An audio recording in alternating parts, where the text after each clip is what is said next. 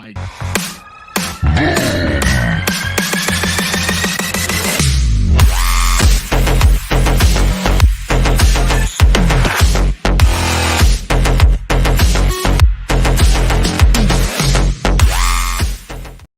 Hello and good afternoon. This is Deja Vu, folks, because I did this already, except we weren't live. Somehow or another, I forgot to hit the go live button. And well, folks, here we are. Welcome to today's new episode of the Xbox Factor podcast. I'm your host, Mr. BoomStick XL. And we got some breaking news, folks. Yes, we actually have some big information via Xbox Wire, via Aaron Greenberg, that the Direct is not going to be on the 25th. It, in fact, is going to be next week on the 18th, and we have some big surprises. First of all, again, this is deja vu for me because I just went through this whole thing. But Mav, welcome back, brother. You Hey. happen to join us today on a big day. This is big news. Some surprising reveals. Indiana Jones, like, yes, please. First big news of 2024 today. You know, Official big news. officially, Yes. yeah. All the rumors and all the craziness going on the last week. Thank God that's some actual news happened here because we have stuff to get excited about and talk about with the Dev Direct, which I felt like there was some surprises in the games that they are showing at the Dev Direct, which is going to be the biggest thing. Like Indiana Jones, holy crap! We Yeah. get our first gameplay look at Indiana Jones. We're going to finally know what that game is, and I'm excited. Next week's going to be a lot of fun to be able to take a look at those. Is there going to be a surprise, all that kind of stuff? But first off, it's good to be back here on Xbox Factor podcast. Coming back home, got all my friends and brothers here as well, and everybody in the chat. You rock. But let's have fun today. Yeah, we absolutely are. And of course, great show, a great comeback show. You took a week off. I actually had reached out to you. I was a little concerned, like, wait a second, there's no PM in the PM, there's no fun pop. What is happening? And he's like, yeah, I just kind of need to recharge my batteries. And I'm like, you know what? You're not wrong for that, brother. You are definitely not wrong because you work as hard as I do. And actually, you work harder because you actually work where I am retired and I do this. So there you go. So congratulations that you're back. Great show last night. I was watching you, Jasper, and the crew kind of really chop it up, like what 3-Bit had to say on some of his takes. Again, it was a fun show. If you missed it out, you definitely go and check out last night's show. But Steel Rain, welcome back, brother. We got some big breaking news here, and of course, like Matt was saying, we are finally going to get some big time information on Indiana Jones. If you would have given me 10 guesses, I don't think this would have been one of them. Well, I mean, that's definitely something to throw up in the air. I mean, there was some things that we were guessing that Indiana might be a little bit closer than we were anticipating. But yeah, man, I think we're going to have an exciting show today. Glad to be here as a permanent member on the Xbox Factor. And I think we're going to get into a lot of Xbox talk today, a lot of passionate conversation. There's been a lot of up and down in the community here lately, Boom. And I saw you get into it a little bit last night. With some of the chat and whatnot, but look, guys, it's all good fun. It's all opinions. Yes. It's all how we personally feel, and I like to say it's all about that ECP, baby, that educated consumer perspective. Indeed, I don't work in the industry, but I do have years of sales, customer service, and just people management that I think I can bring to the table, and we can try to figure some things out and hash some things out. So appreciate you having me, Boom panel. Let's get to it, man. Appreciate it. Absolutely. Infinite Umbra, what's up, brother? Good morning. I'm glad that you are here. Obviously, great time for Xbox gamers. We have an official or release date for the Direct. Obviously, it was rumored to be on the 25th. I'm happy to say that it is, in fact, the 18th. That has been confirmed by the Xbox Wire, which I have their press release in front of me ready to go. And Aaron Greenberg, well, he put out a tweet that kind of calms some fears about exclusivity. We're going to break down and read his statement. Because, you know, Greeny, who doesn't love him? And on PS, by the way, speaking of Greeny, you know what just arrived literally minutes ago, folks? I was like, what did I order? What is this long-shaped, elonged box? Well, it's the Xbox Series S toaster. It's here. I got it today. And I don't even need one, to be honest with you. We don't have a toaster. We have a toaster oven. I don't even know why I bought this thing, But I was like, well, it's $40. Let me get involved. Maybe Mrs. Boom and I will give it away at some point in one of the Xbox shows. We'll see, because again, it's just another thing I didn't need, but I bought anyway. But Umbra, how you feeling, man? With great news today. Yeah, I'm feeling actually really energized, funny enough. I mean, it's funny how, like, the old saying is the rain doesn't last forever. Just a second, like literally a second ago, we were all, oh, doom and gloom. The games are going to go to PlayStation and third party. Xbox is really going to go out in 2027. And then this lands and it's like, oh, Xbox is here to stay. 2024 is it, baby. Yay. Like, it's very funny. That's why I don't rush to reactions too fast myself when it comes to this type of stuff. I think the show actually changed from what we were originally going to talk about too. That's how funny all. Yeah, it was. We had some things to talk about, and obviously I got some information. I did not disclose the information. I sat on it. I had some ideas. Idle Sloth, the human being, or at least half human being, half android, put it out there into the ether that we could be getting an information dump today. And well, sure enough, he was correct as always. That's right. And again, we don't know about the secrets. And again, I know there's going to be some folks in the chat and maybe even Xbox like, hey, listen, we can't. And that's the thing. Like, we don't know. This is what they told us, right? What happened last year, Umbra, was that we got a surprise announcement in Hi-Fi Rush. Now, again, the rumor last week was that Tim Schafer's new game for Double Fine was going to make its way as a shadow drop, so to speak. I think that's been kind of taken off the table. I have an idea in my mind of what it might be. I hope it might be. Not that I think. I didn't know information. You got to drop this on us then. Boom. Oh no, I'm gonna put it out. I'm going to take my inner Idle Sloth. All right, I'm gonna throw it out to the ether, and if the ether slaps me in the face, well, then that's I'll just have to take it for the team. Yeah, absolutely. We definitely. If they answer, this could be big.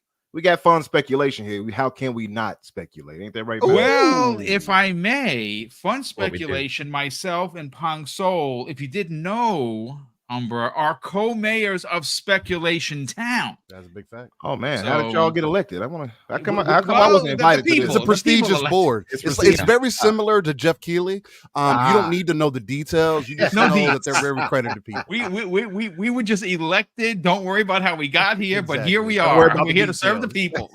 Don't sweat the technique. Well, I was going to say, of course, we've already welcomed you in, Steel, as far as being a full time. But I have to say, I am, and I don't get jealous often. I'm very, steadfast. How did you get your whole image to feel your whole thing like that? And you got your little musical bars when you talk. First off, it's all OBS, man. It's no magic here. It's all OBS. I'm gonna need you to help me out with that. A virtual cam up mine real quick for that when I'm off camera. Like I need some help with this because you just joined and you outshining me already. I don't no, nothing like that, man. Ain't no hidden Chinese secrets here. I can definitely. How dare you, kind sir? Yes, this is just my representation for not being okay. That's all. Absolutely. Oh man, well, it's good stuff. Listen, this is going to be a fun show. We're already laughing. We're already 11 minutes in, technically 9, because your boy here forgot to press the go button. And thanks to Matt, was like, "Hey, Boom, FYI, I don't think that we're live." And I'm like, "You can't believe it! What a rookie mistake." It was good stuff. Speaking of veteran, Daniel McGee, what's going on, brother? Ooh. How are you here? You're here today. We have big Xbox news. We have some big Xbox expectations. What's going to be a surprise drop? Is there going to be a surprise drop? Indiana Jones. Let's talk about it, brother. How you feeling? I'm feeling pretty good. I lost a lot of time that I was going to spend making content, instead playing Baldur's Gate over the last couple of days. Which is thoughts? What do you think? Obviously, you're addicted. You're enjoying it. Well, so it's a really good game. I don't know how the hell people named it Game of the Year, because that bitch is obtuse. It is dense. They do not tell you anything. If I was not like a heavy D&D nerd, like I've been a DM for a decade. If I had not had that background, there's a lot of shit in this game that I would have been like, what is any of this? Because they don't tell you a damn thing. They really don't. And then I put out a tweet yesterday where I was like, Larian's got to get good with Dice Christ, because I found out that they're fully just like there's a system called karmic dice that makes it so the description on it says it stops you from having streaks of bad luck. So if you roll bad all the time, it'll make it so you know succeed at something eventually. What it doesn't tell you is that it also does the other thing, the opposite, where if you're succeeding all the time, it will force you to fail. Oh, Yeah, so it balances the wow. scales for Okay. content, I guess. And it's also like it makes it so that enemies are more likely to hit. Like it takes the randomness out of a game that is built around randomness, being Dungeons and Mm. Dragons. And that's just deeply fucked up. Like I hate Yeah, Alvin says you can turn karmic dice. I off. did. As soon as Okay, I there found you out go. it existed, I Shout out turned to that thing Alvin for off. that. But I was like, why? Why is this here? Why did you not tell me that you had done this to me? Because it's like if you build your character to be really good at a specific thing, he should probably succeed at that thing most of the time. Yeah. I Like- would imagine if you're putting that much effort into it. Like that's wild. I played about 4 hours. I played D&D growing up as a kid. I loved it. I loved the pen and paper. I played for years. I would say over a decade. Yep. Very much like yourself. It went over my mohawk. It just was it's very dense, like you said, and I have an Yeah. idea. Like I understand what's happening. It's just wow. It's I was gifted that game, by the way, so I'm going to play through it. I'm going to and I'm playing on easy. I'm not even going to front. Yeah. I'm playing on easy. It's a really fun game. It's just like there are so many aspects of it where I'm like, this is wrong. This should not be this way. There's a lot of monsters where they just like there's a lot of things that they nerf about the player character and buff about specific monsters where it'll be like, Mhm. here's a knoll. This knoll is going to attack you 4 times this turn. And it's like, they don't get multi-attack. And the ones that do, which aren't the ones that I'm fighting right now, when they do get multi-attack, they only hit you twice. But these ones are hitting me 4 times. It's like, I don't know what's going on here, Larian. Did y'all not pick up the monster manual? I can lend you one. I am going to say this though. It's funny you mentioned Larian. We're going to get into obviously the breaking news, folks. But there are a couple of things I kind of want to point out. I'm glad you brought it up, and I want to grab the chat's opinion as well as, of course, the panel. Some controversy happened. Larian stepped in. There were a lot of people that had auto upload to their screenshots on Xbox. And what wound up happening is a lot of people got banned because some of those pictures were nudes of certain characters. I think that should be you have to have a consumer responsibility at the end of the day. Like I don't know. We're going to get into it. I want to get your hot take on it because I have auto upload, but I also don't upload. I also know as an Xbox person that if I'm going to take a screenshot, if it's a naked person, which I wouldn't do that, but That should be common sense. Fine. That's fine if you do it. You want to see your naked troll. I hear you. I'm not going to argue with you. Yeah. And Larian basically initiated the conversation with Xbox and said, hey, people are being banned. They're reaching out to us. They're playing our game. Can we fix this? They did, in fact, get it fixed. There were some back and forth with some community members between, again, I don't know if it's a person on the Xbox support page or it's a bot, because some of the replies were like, wow, that sounds like a non-human being responding. But again, be careful, folks, with that particular game. It is adult. It does have nudity in it as well. If you're going to take a screenshot, you may want to go into your settings and not upload it to Xbox. Because apparently people actually are the ones that do this. It's not auto ban. It's according to what I thought was a robot, to be honest with you, saying that no, robots are not auto banning. It's actually people, according to the post. You get warned too. I've never had it happen, so I don't know. I just thought it was just a good public service message to kind of open up the show. Steele, what do you want to say about the consumer responsibility? Because that's actually an interesting thought. And I'll come from the angle that my brother Palm comes from. He comes from more of the angle like, hey, if you allow it on there, then you need to do better. Xbox needs to do better about how they go about that. For me, because they do give you warnings and it's kind of obvious in America in totality is not okay with nudity, and we're very shy about sexual things and stuff to that nature, right? So it's really weird to me for some people to be in an uproar about this, because there is still a civil responsibility that you should have as an individual. Now, it being set to automatic upload, there should be something in the system that says, hey, are you sure that you want this to be set to auto? Are you sure you want to upload this? This contains such and such, right? But maybe then maybe that's going to require some AI work for that to be done earlier on in the system. But a lot of the time, what ends up happening is if you end up in a situation like this, you do get a warning, right? So and if you continue to do it after that and you get banned, that's on you. That's not me. You can't say, oh, well, this game is this. Well, the game could be whatever it is. And as we say all the time, the dev should be able to create whatever mature game that they want to create. It is also should be common sense that you shouldn't share nudity if that's what's in the game, right? That's just been the way that things have been. Again, I do see the perspective of maybe there should be something else in place. But again, I just you do have to. It's weird when people just act like, oh man, I'm so surprised by this. What did I do wrong? I don't know. I've definitely accidentally hit that share button a couple of times, though, to be fair. It seems like to me there's like an easy solution to this. Just allow the users to opt into seeing mature rated content.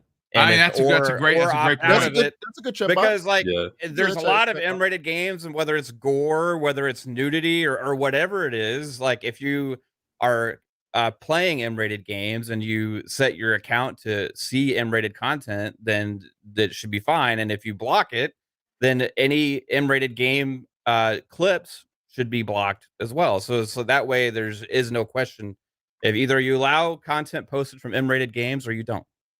Seems like a super simple solution, and that could be done per user. If you have kids playing on the Xbox, just say, no, I would like to filter out all M-rated games from being shown on an activity feed. It's a great point, Mal. That's actually really it just is too easy. Super smart. Yeah. Also, since they're on a kid account anyway, and they'll be on they shouldn't see it anyway. Yeah, I mean, like people are playing those games where they're seeing this stuff and they're interacting with it. So it's like if I'm posting a clip from it, obviously I'm playing an M-rated game. Now, if you want to see that or not, that should be an option for the user, and should be as simple as seeing M-rated content clips. But what point could you supersede that and end up just making it a porn thing, where it's just nothing but virtual porn? Well, I mean, it's just like game clips and stuff anyway, of the stuff that's in the games. And if people want to make like their little like piece together porn clips from Baldur's Gate 3, hey, more married to you. Go ahead, go for it, right? You'll find your horn balls that'll find that interesting, but it's all content from the games that people are playing anyway. So as long as there's a filter for it, then like that's all they need to do. It's just too easy. It's like a simple thing that other platforms already all have implemented into it, like for social media and stuff. Like if you browse like Twitter, you'll get a content warning. You have to like click on it to see, right? Or whatever. Like it's just a simple age gate thing. You allow or you don't.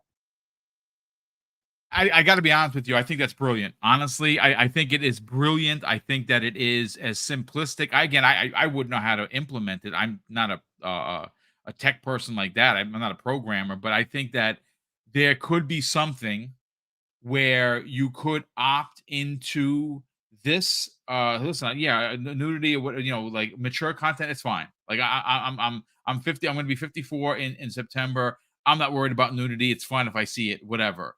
And there's got to be a way to implement that. And obviously, if you don't opt into it, if you say no, please, I don't want to see this on my content, have it blocked from you actually seeing it. I think that this is absolutely brilliant. I would actually make mention. I would app somebody, Mav, and kind of give them that, because that's a phenomenal idea.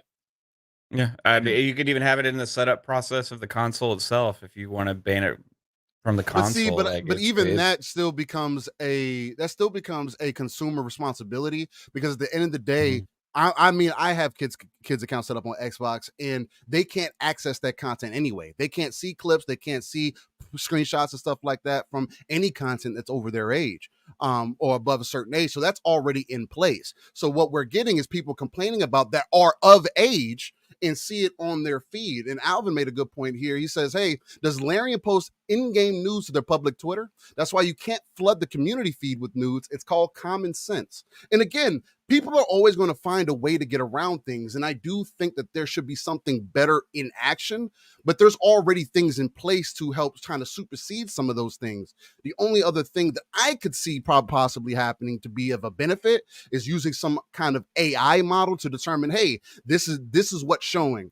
That's how you throw up. That's why Twitter does it. That's why you get some posts that say, hey, this contains explicit content, but then you click on it and there's nothing there. It's just somebody labeled it that explicit, even though it's not, right? So it's like you have to figure out what's the right balance of it, and it kind of go from there. That's why I'm more so talking to the consumer responsibility, because a lot of that is already there.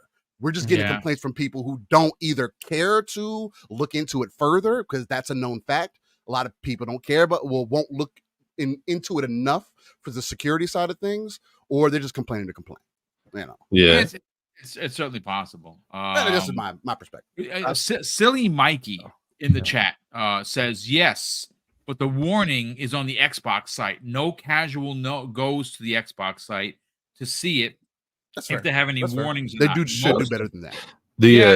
Most of them, he continues, most of them don't even know it exists. If you're going to warn people, show it on your Xbox console. See, I agree with that, because it should. It should be a message. Like you got, like I get, 1,000%. Like for instance, I'm closing in on 200,000 Xbox points, right? Like, you know, I do the Bing thing every day. I play this the puzzler every day. I get my points. I still get them. It's fine. And whenever I spend money, I get a message saying you got a message from Xbox, right? Saying that you got. So I click on it. I'm like, oh, okay, and I'm curious to find out what it is. And it's like, oh, you cured. 1,100 points. You have enough for X gift card, and that's awesome. But maybe, I don't know. To Mav's point, this should do better. It might be a little bit more important. Maybe if you did something that you weren't supposed to, you get one of those messages on your Xbox Live account, but when you turn on your console and it pops up and say you got a message from Xbox. Hey, just so you know. Yeah. I've gotten one of those before. So it's like I figured it was still like that. But no, if it's being hard to see, like you got to go to a website, then they definitely need to do way better about that. Again, or maybe every time we log in for the first time starting tomorrow, there's just a big prompt that says, do you want to see Baldur's Gate 3 porn? Yes or no? Let's go. On top of that's a quick solution. I like it. Well, it's interesting, gentlemen. We got some more breaking news thanks to I don't know if I can pronounce the name. It's Nino. You might want to read the super chat for it, Boom. What's that? You have a super chat that's involved with that. Oh, okay. Well, Nino Vostik says breaking news. Baldur's Gate 3 suddenly hits number 1 on Sony PlayStation Store after ponies hear about nudity in the game. Stupid. The silliness of it all. I love it. I like it. We have actually, you know what? Before we move on to obviously the big breaking news, the actual real breaking news, we have a couple super chats. We have 1-2-3-4-9-8-7-6. Welcome to the program. I've never seen that before. It's a good name. Is it a phone number? I mean, it could be, but it has a little bit too many digits. You have to figure it out. It's I'll give you a call. Don't worry. Yeah, it's definitely a very generous $10 super chat. It says Xbox is becoming a hybrid. Only Nintendo can succeed on exclusives. Xbox is so big they can't keep everything exclusive to consoles.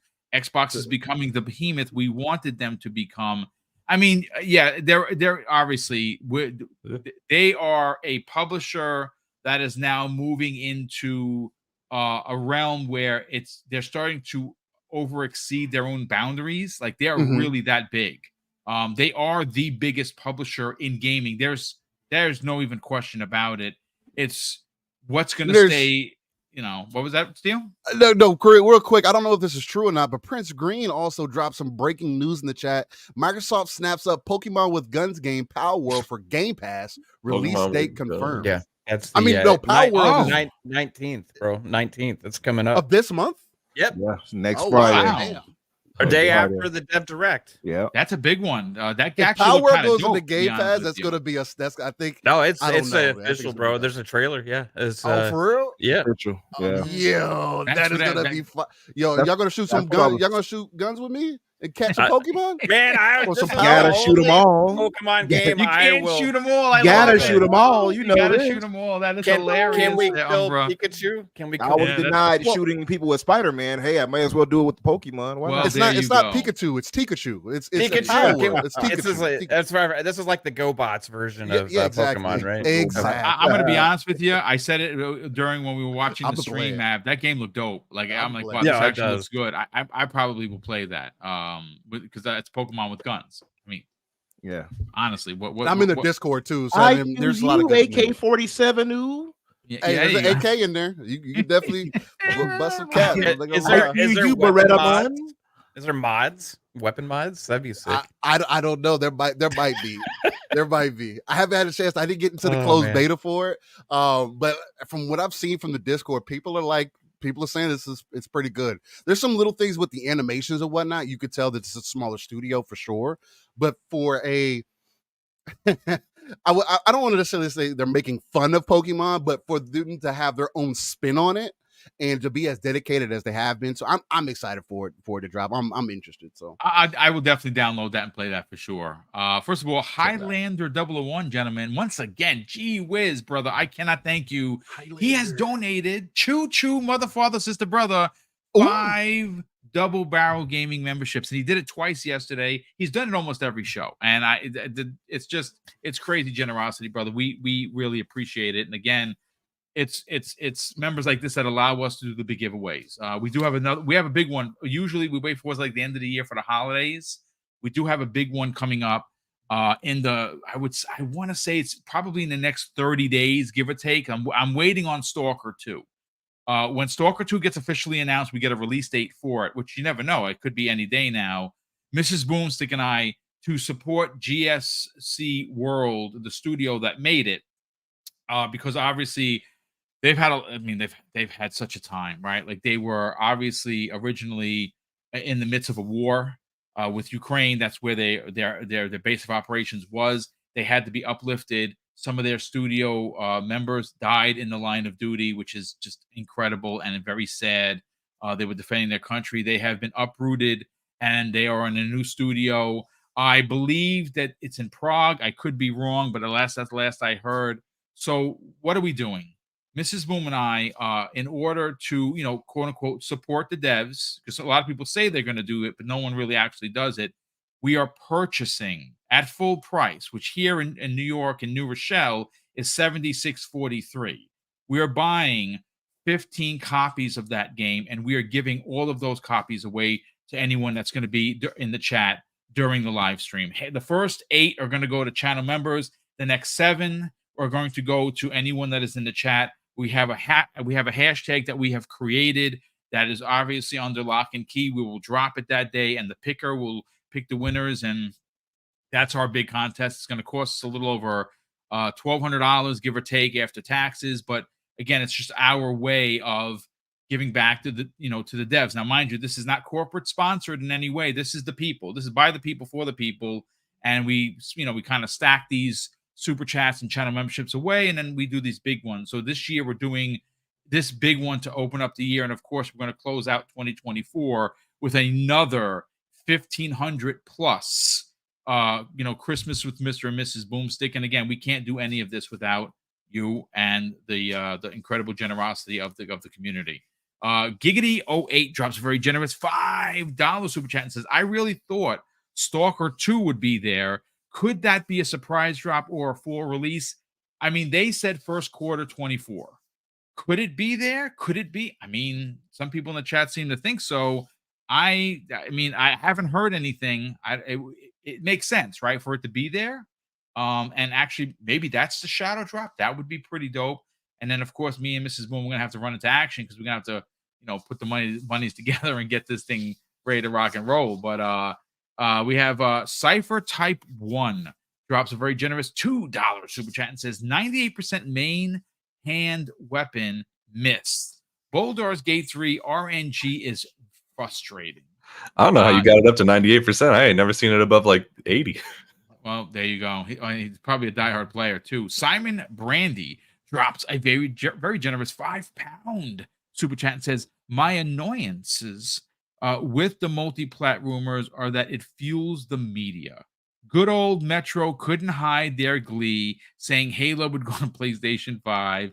Sony gets nothing. Yeah, that's just, but that's Metro. Come on, like I said, Metro isn't even like the equivalent of the Inquirer. Like at least the Inquirer you can buy while you're getting your groceries, like in Stop and Shop.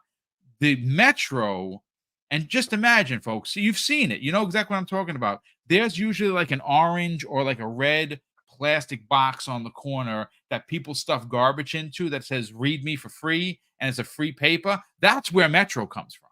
That's what Metro is. They're that thing that people kind of stuff garbage in, no one really pays attention to, on the corner of every major city. You know they're there. It's what the homeless people wipe their ass with, right? Well, Pretty there much. you go. And there's that. But listen, let's read from the post from the Xbox Wire, ladies and gentlemen. I have the story in front of me. Obviously, you can find this yourselves at news.xbox.com. Or you can just type in Xbox Wire and they'll bring it to you. And it says this, folks. Xbox to present Developer Direct returning on January 18th. And on the cover is Oxide Games' new title, Aria. There's Obsidian Entertainment's what looks to be Avowed. And we also have Ninja Theory, obviously, with Hellblade 2. No surprise there. But I think the big surprise, folks, for everyone here in the chat is the fact that Machine Games is going to be showing off Indiana Jones. And they have in the corner, politely, the Machine Games logo over what looks to be a silhouette of Indiana Jones himself overlooking a jungle. And again, it's a small little little picture. You got to blow it up to kind of see it, but that to me is the big surprise. But this is what the press release had to say, so bear with me, folks. It says this, and this, of course, was Joe Skirbles of Xbox Wire, who is, of course, the editor-in-chief. And he says this: "You're about to get an exciting look at some of the incredible games ahead with Xbox as we present a new edition of Developer Direct on Thursday, January 18th, 12 p.m. Eastern Standard Time. Xbox fans will get an inside look at the selection of highly anticipated games coming to the Xbox Series X and S, PC, and Game Pass.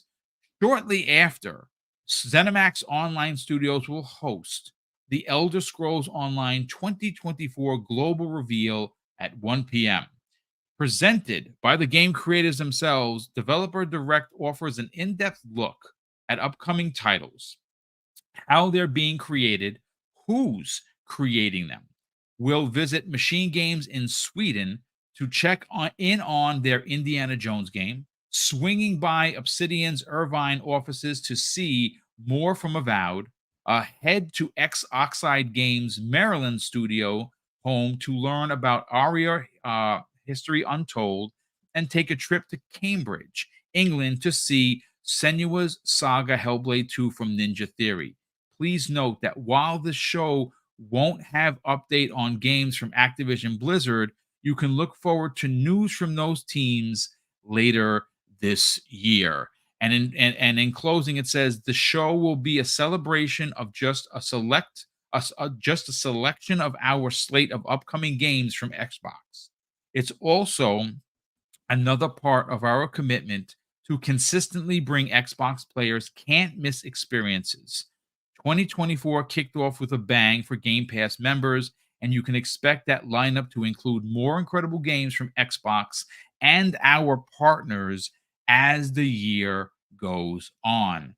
Now, just for context here, and maybe Steel Rain, this is Aaron Greenberg, calming the fears, calming the rumors of what is potentially going multi-plat, what's not what's not going multi-plat. He says this in his announcement of the Developer Direct. We are thrilled to kick off 2024 with our second ever Developer Direct next Thursday, January 18th. Hope you will join us to experience the magic of visiting these studios and teams for an inside look at these games coming to Xbox, PC, and Game Pass. And again, it's subtle. We know that none of these games are going to be for any other. We all assume that they're not going to be released on anything else. But I think that it's his, Aaron Greenberg's subtle way of saying, "Hey, folks, let's calm the fears. This is what we have going on. They're exclusive to Xbox, PC, and of course Xbox Game Pass. Let's get your hot takes on this. What jumps off the page for you?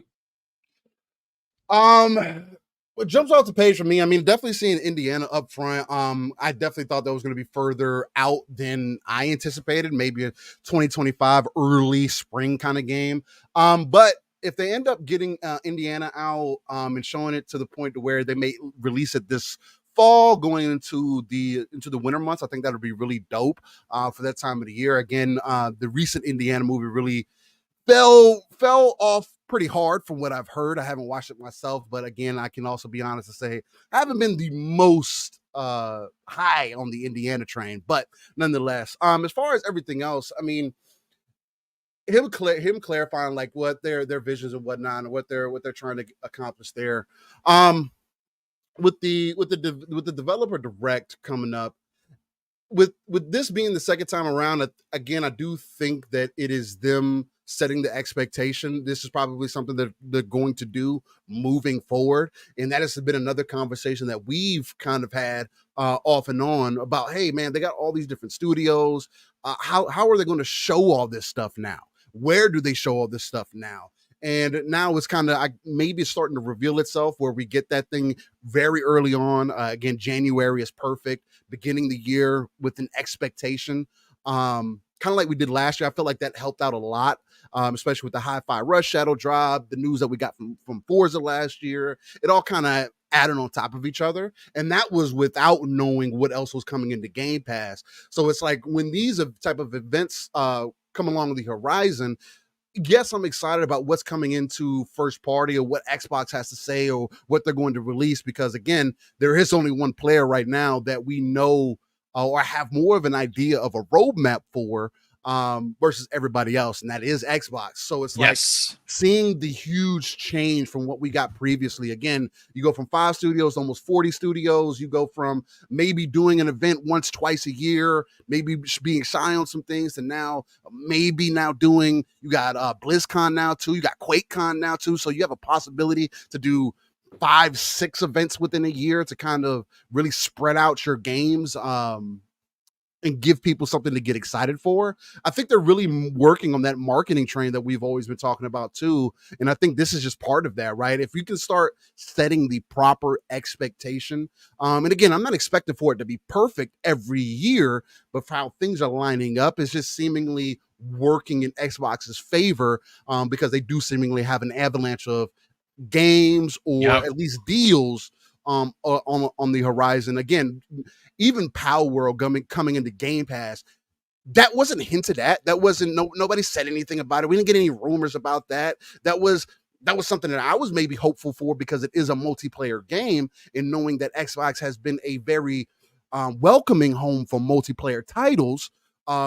I wanted to get its just dues, at least get the best position that it could with it being a new IP. And if this is going to be a trend, again, this is also something that's carried over since 2022, at least from my memory, where they consistently make deals, they go out and seemingly make the right decisions to get the right titles in there, get the audience hyped up, make sure that that we as a consumer understand what kind of direction that they're going into, at least game wise, and then kind of going from there. So right now, that's kind of my vision on it. As far as my expectations from the developer direct, I look at a lot of these things in a vacuum. So I'm not like over the moon about first party games most times. Outside of, again, I want to see a Gears Marcus Phoenix collection. That's my most highly anticipated thing that I We would want to are see. gonna kind of throw that out into the ether after this, brother. I'm Like, gonna keep hitting it. I'm gonna keep hitting that. keep punching that bag, brother, and don't worry, it's not gonna punch back. You're like, boom, boom, the body shot, body shot. I hope not. I Right hope hook, not. you know? Because again, I want all the new people that are in the ecosystem, or maybe even Yes. the people on PC who haven't had a true chance.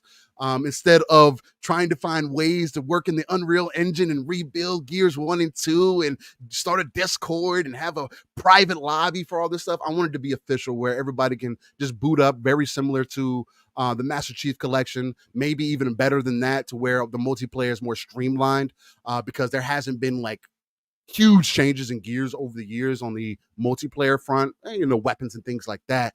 But it has more of a chance to be very fluid in comparison to some of those other things. So yeah, that's kind of what I'm anticipating. That's what I'm excited for, and that's what I'm expecting. So I love it. I love it. I love it. Again, what we're going to do is we're going to kind of talk about the breaking news, and then we're going to kind of shift over for the get the chat involved, get the panel involved. What we expect is there going to be a shadow drop, and what do you want to be? This is where I'm going to kind of, again, this is hopes and dreams. I'm going to throw it out to the ether. Hopefully the ether doesn't spit back in my face. But Mav, this is great news. This is magnificent news. This is official news. No rumors, no speculation. Sorry, that you do that. No speculators, if you will. Choo choo, mother, father, sister, brothers. Right? I mean, it's legit. It's the first legit news of the year for Xbox. We've been waiting for it. We had a feeling based on some rumors that it was going to happen. Here it is. But man, what a lineup to show. All bangers, in my opinion. Yeah, it's I think Aura is the one that's kind of like people are like, okay, well that's on PC only, or at least for like the time being. But other than that, I mean, you have Hellblade 2, you have Avowed, and then Indiana Jones. And my mind just keeps going to what an insane year Xbox is gonna have. Like, yeah, the Dev Direct in itself is exciting, but seeing Indiana Jones actually show up and then see, I think Insider Games just did a tweet, and they said that even their sources are saying that they're expecting Indiana Jones to be 2024 as well. That is bonkers, man. Hey, if we you broke over 1,000 people in the chat. Holy cow. beautiful people, hit Wow, that that's amazing. button. We are Legion.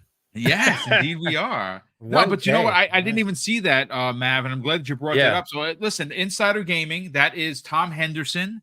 And listen, Tom doesn't know who I am, but I know who Tom is, and that guy's like legit. He doesn't put it out there unless he has good sources. So Mav, yeah, he said Avowed, Hellblade, possibly. Indiana Jones. What? Yeah, and then you're add on top, like we already talked about Stalker 2, then you just had surprise drops like Pal World coming to Game Pass day one. I mean, Towerborn is supposed to be coming this year as well. This 33 year, 33 heroes or 33 Immortals. Yeah, you go, that looks dope. I know Steele's excited for that. He's a multiplayer guy. There's a potential Halo thing coming later this year from the Certain Affinity team. That you have so much stuff to look forward to in 2024. And Indiana Jones was one that we'd speculated in the past that it might happen this year because of that original leak with the documents about the timeline of releases. But to actually see that now and to look at this pipeline of games that they have, it was this Dev Direct now, and then we know we have the summer showcase later, and then potentially more showcases later in the year, talking about ABK as well, potentially having their own showcase, which they alluded to in their post. I mean, this is absolutely bananas, dude. And we're all just a couple days ago, everybody's freaking out about, Sea of Thieves, Hi-Fi Rush potentially going third party. And then Aaron Greenberg, what does he do on his tweet? He pretty much reconfirms about Indiana Jones being exclusive, right? Because he's like, hey, these games coming to PC, Game Pass, and Xbox, right? And it's like they got so much stuff coming, and this is kind of what we're talking about last night when all this discourse is going on. It's like people are like, we're all so used to like Xbox kind of being the underdog for a while, right? Xbox has kind of been like, having to fight an uphill battle and all this stuff. but they have their pipeline entrenched. They have so many games coming, well more than PlayStation and Nintendo first party combined. Okay, Yep. they have that. They have a subscription service in which you to get to play all these games day and date. And now they also have ABK, which includes Call of Duty and Diablo and all these other things, right? That's on top of these games that we're already talking about. That is absolutely bananas, and they are insanely huge now. And they're no longer this underdog that we have to try and root for. Is like, oh, are they going to screw up? Are they going to trip over their feet? They are cemented, right? They are absolutely cemented, and the pipeline of games coming out the next several years is going to blow everybody away. And Yeah. those conversations that people have been having the last couple of days, that stuff's just not going to matter. It's not going to matter when you have all these games coming every single year, coming to Game Pass day and date from all these big time developers with amazing talent and IPs like Indiana Jones, which they had paid and redid that contract to make it exclusive. Indeed. And in Game Pass, day and date, by the way. Yeah. Absolutely. And I can't wait for the dev direct. I can't wait to see the gameplay reveal so we can actually see what Machine Games has been cooking. Because I've been trying to wrap my head around, like, okay, Wolfenstein developer making an Indiana Jones game. How is that going to look? Like, what is it going to be? And like, I don't know, but it's going to be absolutely insane to see. And then on top of that, which I've been saying has been my most anticipated first party game this year, Avowed. Yep. Right. And that's cemented again. That's a 2024 game. So Hellblade 2, Avowed, and Indiana Jones potentially in the same year. What? You know what that sounds like. Now, again, folks, we don't have the games in front of us. We haven't played them, right? But if we're being fair, if we're comparing apples to apples, Matt, what you are suggesting is a second year in a row, because I don't care what you think of Starfield. It's my game of the year. Surprise, right? Big surprise there. And I'm an infant in that game. I say proudly, I got 5 days, 13 hours, and people are like, get out of here, kid. You bother me. Because there are dudes out there with 50 hours, and 50 days, and I'm like, I can't even talk at the table. I'm gonna go sit with the kids. I'm going to the kids' table because that's where I belong with my measly 5 days and 13 hours. Shameful, right? Which is a lot of time, yeah. The truth of the matter is that this is, Mav, the second year. Again, they'll confirm it for us next week.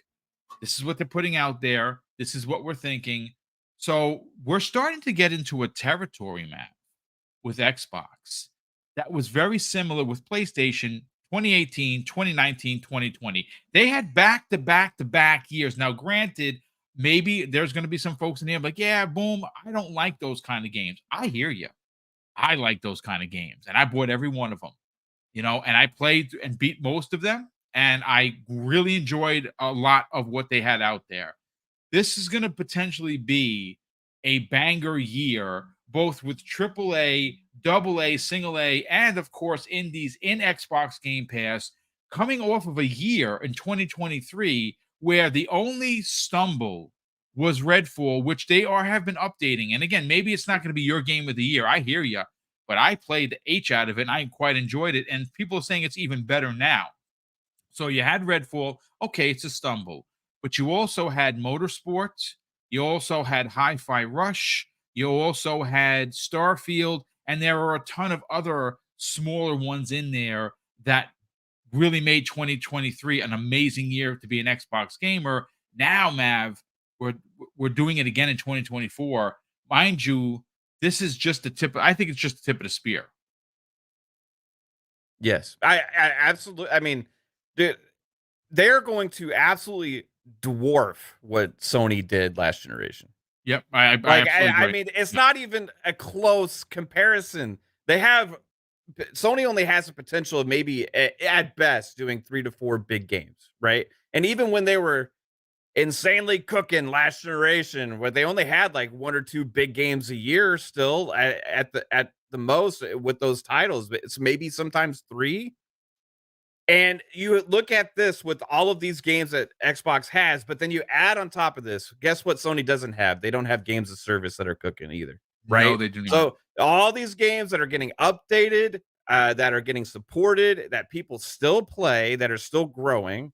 Then you also gonna get expansions, all this kind of stuff, right? You talk about your Elder Scrolls Online, you talk about the Fallout 76s, you talk about Grounded, Sea of Thieves, Halo Infinite, Forza Horizon. It's like the list goes on and on and on, right? So you have all those kind of games, Call of Duty, Diablo, Overwatch.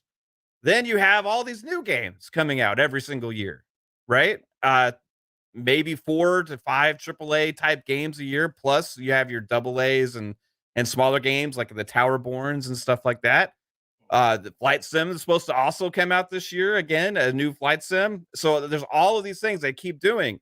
They can't. Sony can't touch this. Like Nintendo can't touch this. This is what happened when they went out and got all those studios. They got ZeniMax, Bethesda, and then they went out and they got ABK. This is on a different level. This is not the same kind of territory with it's not the same kind of publisher, like just this. Well, we got like 15, 20 studios. We're going to try and get some games out if we can. No, this is a different beast. We haven't actually seen a first like platform holder with this much in hand before, right? Ever in gaming history. Like to have the publisher, the platform holder, have a publishing arm like ABK, to have also ZeniMax Bethesda, and then also have all their other studios underneath them as well. Like this is a different beast altogether, and this is only the start because what we're seeing here, like with the Dev Direct stuff, this is only the fruits of the labor of the stuff that they've already been working on. Yeah, right. Exactly. Add ABK into this mix now and add any potential future acquisitions and all this stuff. This is what we've been talking about for so long with like just people aren't prepared and like and I see a lot of the discourse the last couple of days and stuff going on. It's like people are still talking about messaging and marketing and all these things. And I get it, but Xbox is they those things are on a different level now. They don't like that's so minuscule compared to what position they are in the industry now. Right? They are way bigger, and I don't think us as like community members and like Xbox fans and all these things have actually been able to comprehend what they are now after ABK. Yeah. Right. It's just completely different now. And but again, like these things with the Dev Direct, not even one of those games is an ABK game. Right. They said that stuff's coming later. So it's insane, man. This is on top of, again, this is speculation, folks. I don't know if you saw, but Sega Sammy has separated its its toy business, toy and model business away from the gaming, prettying it up for acquisition. Well, that's what it sounds like to me. Again, we're not going to cover it today. I am specifically holding that one back for tomorrow's primetime gaming because obviously our good Mr. Sega himself, Everyone Saga, is going to be joining us, and he's gonna run with it. He actually couldn't even complete a sentence when he saw it. He goes, "Wait, Boom, hold on, Boom," and he's reading it, and he's like, I can't even finish a sentence in my mind. He can't find a big enough tinfoil kufi right he now. He could not. He says this is what he's been waiting for 25 years. It may be coming to fruition because, well, I mean, what better partnership is the Sega have with Xbox? It's huge. They announced it last year. Maybe it's an ownership play. Maybe it's an investment play. We don't know. We're gonna speculate that tomorrow evening. But Infinite Umbra, let's bring you in on the confirmed developer direct. Obviously, for a lot of people, they're still, Hellblade is monstrous. Avowed is big. Aria is another big one. Like, I'm not an RTS guy, but I know Pong Soul is. Pong is going to eat that up for breakfast. But the surprise, the big surprise that we had no idea was that was possibly around the corner. We speculated Indiana Jones. Yes, please. Like, wow, I'm blown away. Yeah, like this is the thing. I think Steele and Mav both pointed to this, and you two. Who would have thought that we would be seeing this so soon? None of us would have thought that. So surely this is a surprise. I didn't think I would be so excited to see a white man with a whip right now. I don't know what's going on. Holy crap! For some reason, I should have bet money that Umbro was going to take it there. I should have bet Oh money. my gosh! I'm sorry. I'm sorry.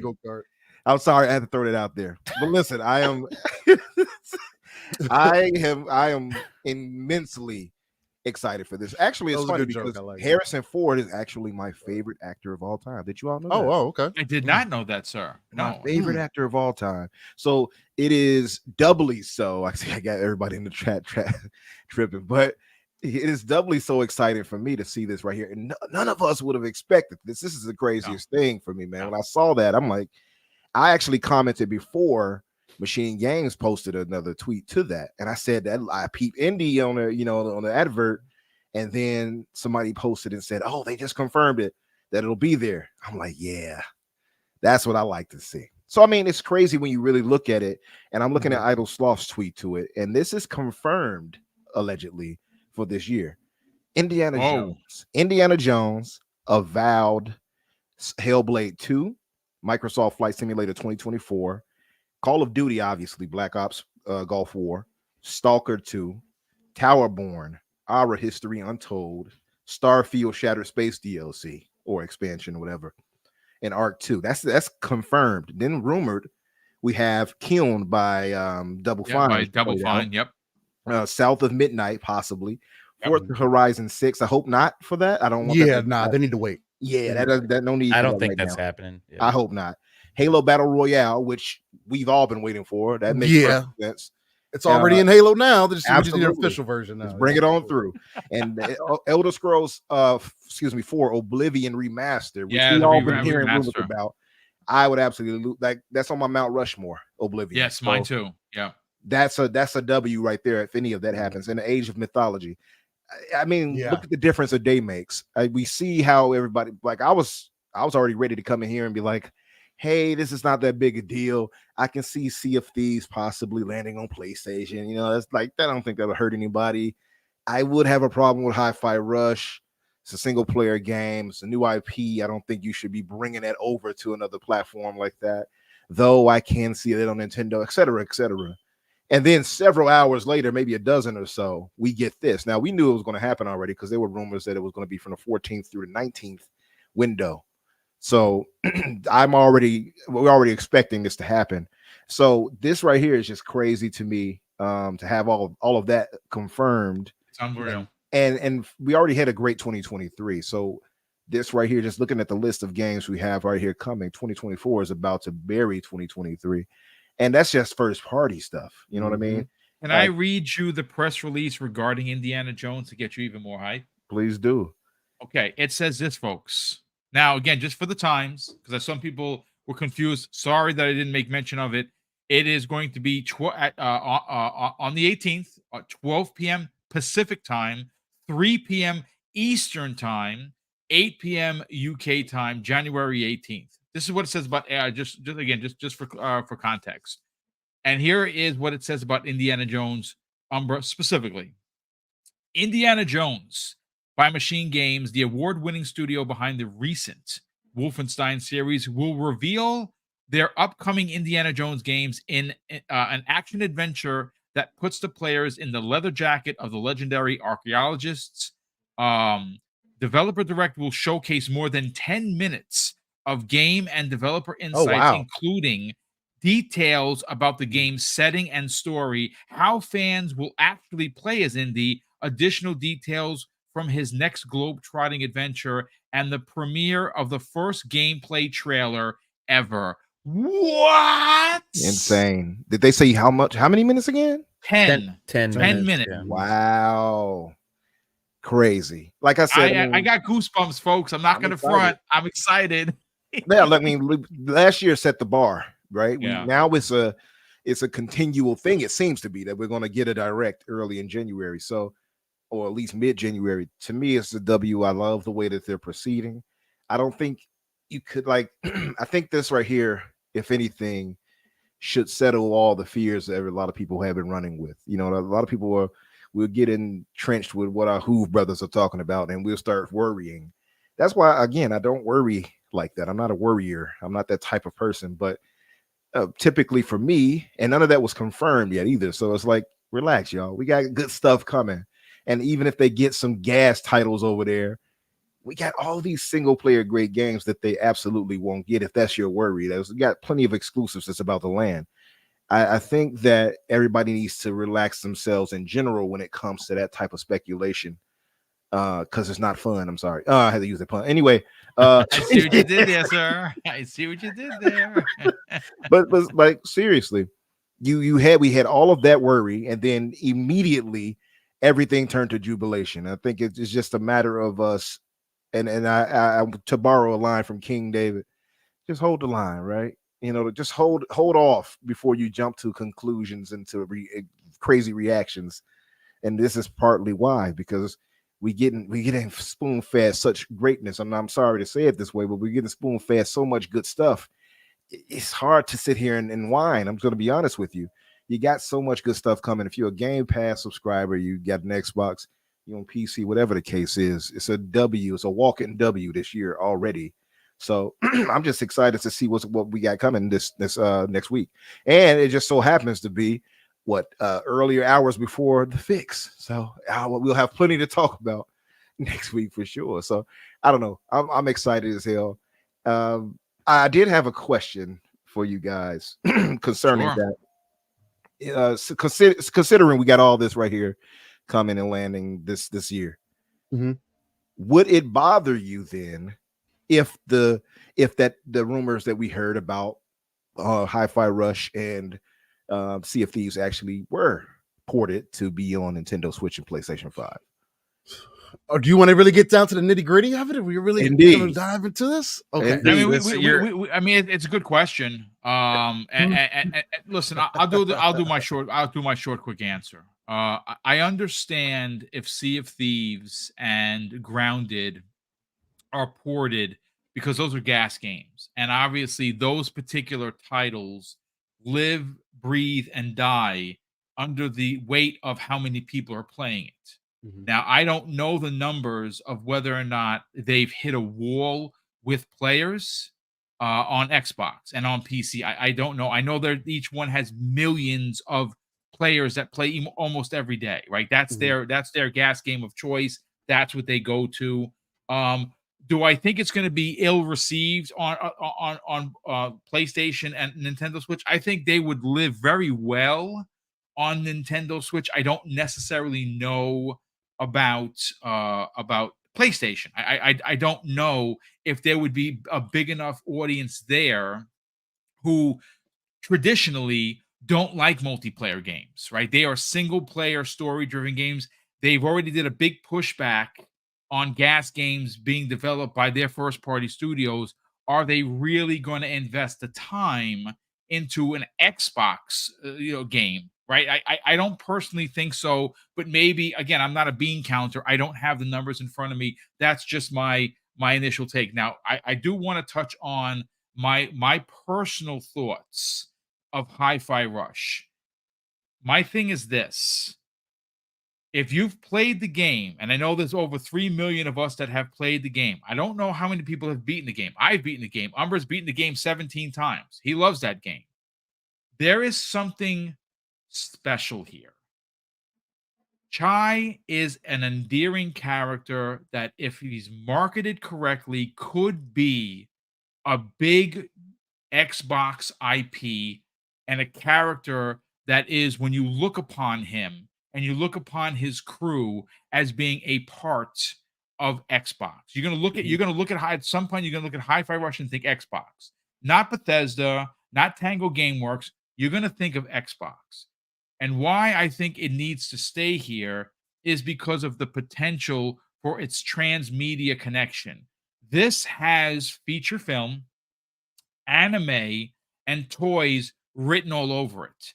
Now, I was talking with Everborn this morning, and we came to this thought, and this is my comparison. If you look at Uncharted 1, Uncharted 1 came out and it did okay, right? It didn't resonate. It did well. It was well received, but it did not explode on the scene. It was like, yeah, it's kind of like an Indiana Jones ripoff. That's what most people said. Now, I want to take your attention to, and maybe you're not old enough to be a part of this conversation, to Uncharted 2. Literally, the tip of the spear for me personally on the PlayStation 3. One of my favorite games in the series, one of my favorite PlayStation 3 games of all time. Uncharted 2, I beat it half a dozen times. I absolutely loved it. And what wound up happening with that game showed off Naughty Dog as a studio to how important they were to Sony. And what it made people do is after they played through that game, people who skipped out on the first one or didn't finish the first one or sold the first one went back and bought the first one again to play through it because 2 was so good. And I think that, and again, I'm not saying that we're comparing apples to oranges here. Hi-Fi Rush is probably as perfect as a game you could get.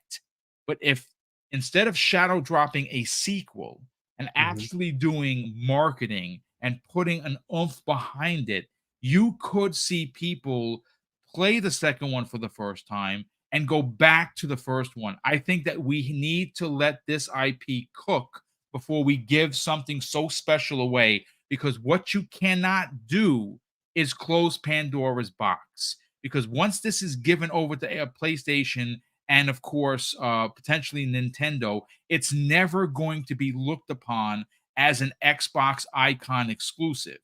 And that's my fear. And I will leave it at that. Whoever wants to go next, by all means, jump in. I do have a question. And it's more about how the rumor came to be, right? We're in a dead time with news, waiting for some big news to happen. And a renowned leaker comes out and gives this rumor that has taken off, right? But it was kind of in a way, I think, to invoke a lot of emotion and gain attention, right? Like, first off, it didn't name the game. Instead, just said game of the year contender in the year that it was released to go weird. to other platform. Like, first off, if you know the game and you're a leaker, why not just say it? Right? It's true. Like, why It's true. not just say it? Because what's Oh, the point because of it's doing fake. it? Unless there's either nothing there, or you're just thinking, Microsoft is going to probably go and do some things like this, and you're just kind of leaving it open ended for yourself, right? To make it more dramatic too. And so you're like right. this whole thing has taken on a life of its own. When a leaker, that if he knew what the game was, what would get you more attention? First off, unless Just you saying don't what want the to be game wrong, was. Yeah, you're what right it- for that. just say what it is, right? Yeah. So if you don't know what it is, then obviously you don't know what it is. So then why are you even doing this leak thing in the first place? So first off, we don't know if it's true or not. And if it is true, okay, it's not that. For me personally, like I'm always the kind of person that just looks at it as like, how does it affect me? You know what I mean? And this is just my personal thing. Understand the business side of it. I understand the messaging side of it. I understand what everything you're saying, Boom, and what a lot of people in the community feel about this, right? But just for me personally, I don't have any effect whatsoever from this, No, so it makes sense. I don't care. Like, I just honestly could care less if people get to play the game on the Switch, right? Or if Sea of Thieves goes to PlayStation. I personally don't care. And you could replace that with any game. I honestly, just personally, don't care. I choose to play on the Xbox console because I like the experience on the Xbox console the most. You know what I mean? So, like, if a game goes other places, it doesn't make me want to get rid of my Xbox. You know what I mean? And like, that's the part I don't understand 100%, is because it's like not taking any way thing from anybody individually. It's taking away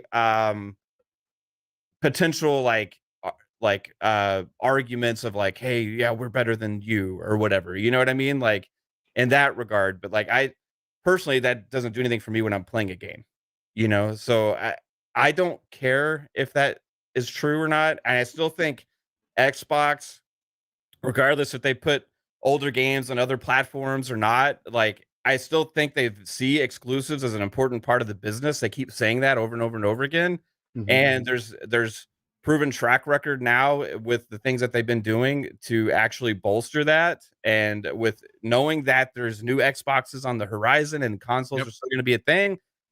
I just think like overall the last few days, I just saw a lot of overreaction from rumor. It's true. I mean, know? again, you are correct. There was a lot of overreaction. There were a lot of people that were on the edge of madness. Sure, I just think that, again, this is just my hot take on it. I think that when you have something this special, and I honestly and truly believe in this IP, I think that what Microsoft and specifically Xbox is doing right now is they started building this puzzle, right? And it started with a few pieces last year, right? Now, there was some obtuse pieces like Redfall that, again, didn't hit like it was expected to hit. Unfortunately, we were sold a different bag of goods. Okay, fine. All right, I get that. But Motorsport hit. Motorsport's phenomenal. That's a nice piece you build, right? Okay, Starfield, phenomenal. Regardless of whatever the media said about it, it's a phenomenal game. We're still talking about it months after it released. And just to comparing, no one's talking about Spider-Man 2. No, nobody is talking about Spider-Man 2. But yet there are still articles being written about Starfield, right? Yeah. It's a thing. So that's another puzzle piece. Then, of course, you put other smaller games into the conversation. Obviously, an important piece to me is Hi-Fi Rush. And now you look at this year. And you're like, wait a second, they had an amazing 2023. 2024 looks to be stacked. And you're putting these pieces and these puzzles in there. And I really think that, you go out of this year, you go into 2025, you might get a Fable.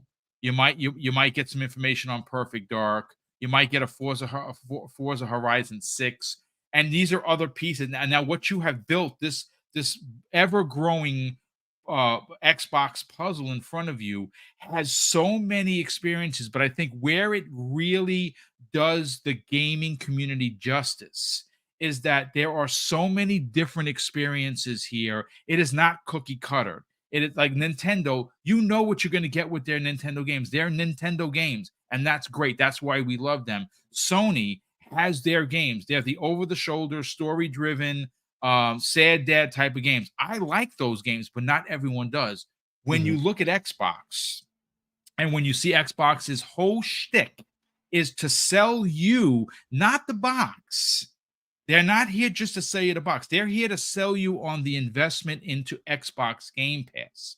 And having all of these exclusives in Xbox Game Pass makes you want to invest your $16.99 into that, not because we're doing console warrior shenanigans. I'm just saying that you subscribe to X service because it has certain games or certain films or certain shows or certain games in it that are exclusive to that brand that you can't find anywhere else. And I think that particular title, Hi-Fi Rush, is one of those gems. It may not be the tip of the spear for some people. It may not be the diamond at the top of the crown, but it's a part of the jewel crest. And I think it's an important part, and it's special, and it needs to stay on Xbox because of how special it is, and because you have a chance to grow the IP based on it being an Xbox game, not a multiplayer game. And again, I'll leave it at that. I do have one question. What if it was a request potentially from the developers? I mean, that's what happened with Ori, right? Yeah, like Ori was exactly. And that was applauded from many when they did that. Right? I mean, then who am I to say anything? Like, but Ori also wasn't a first-party studio.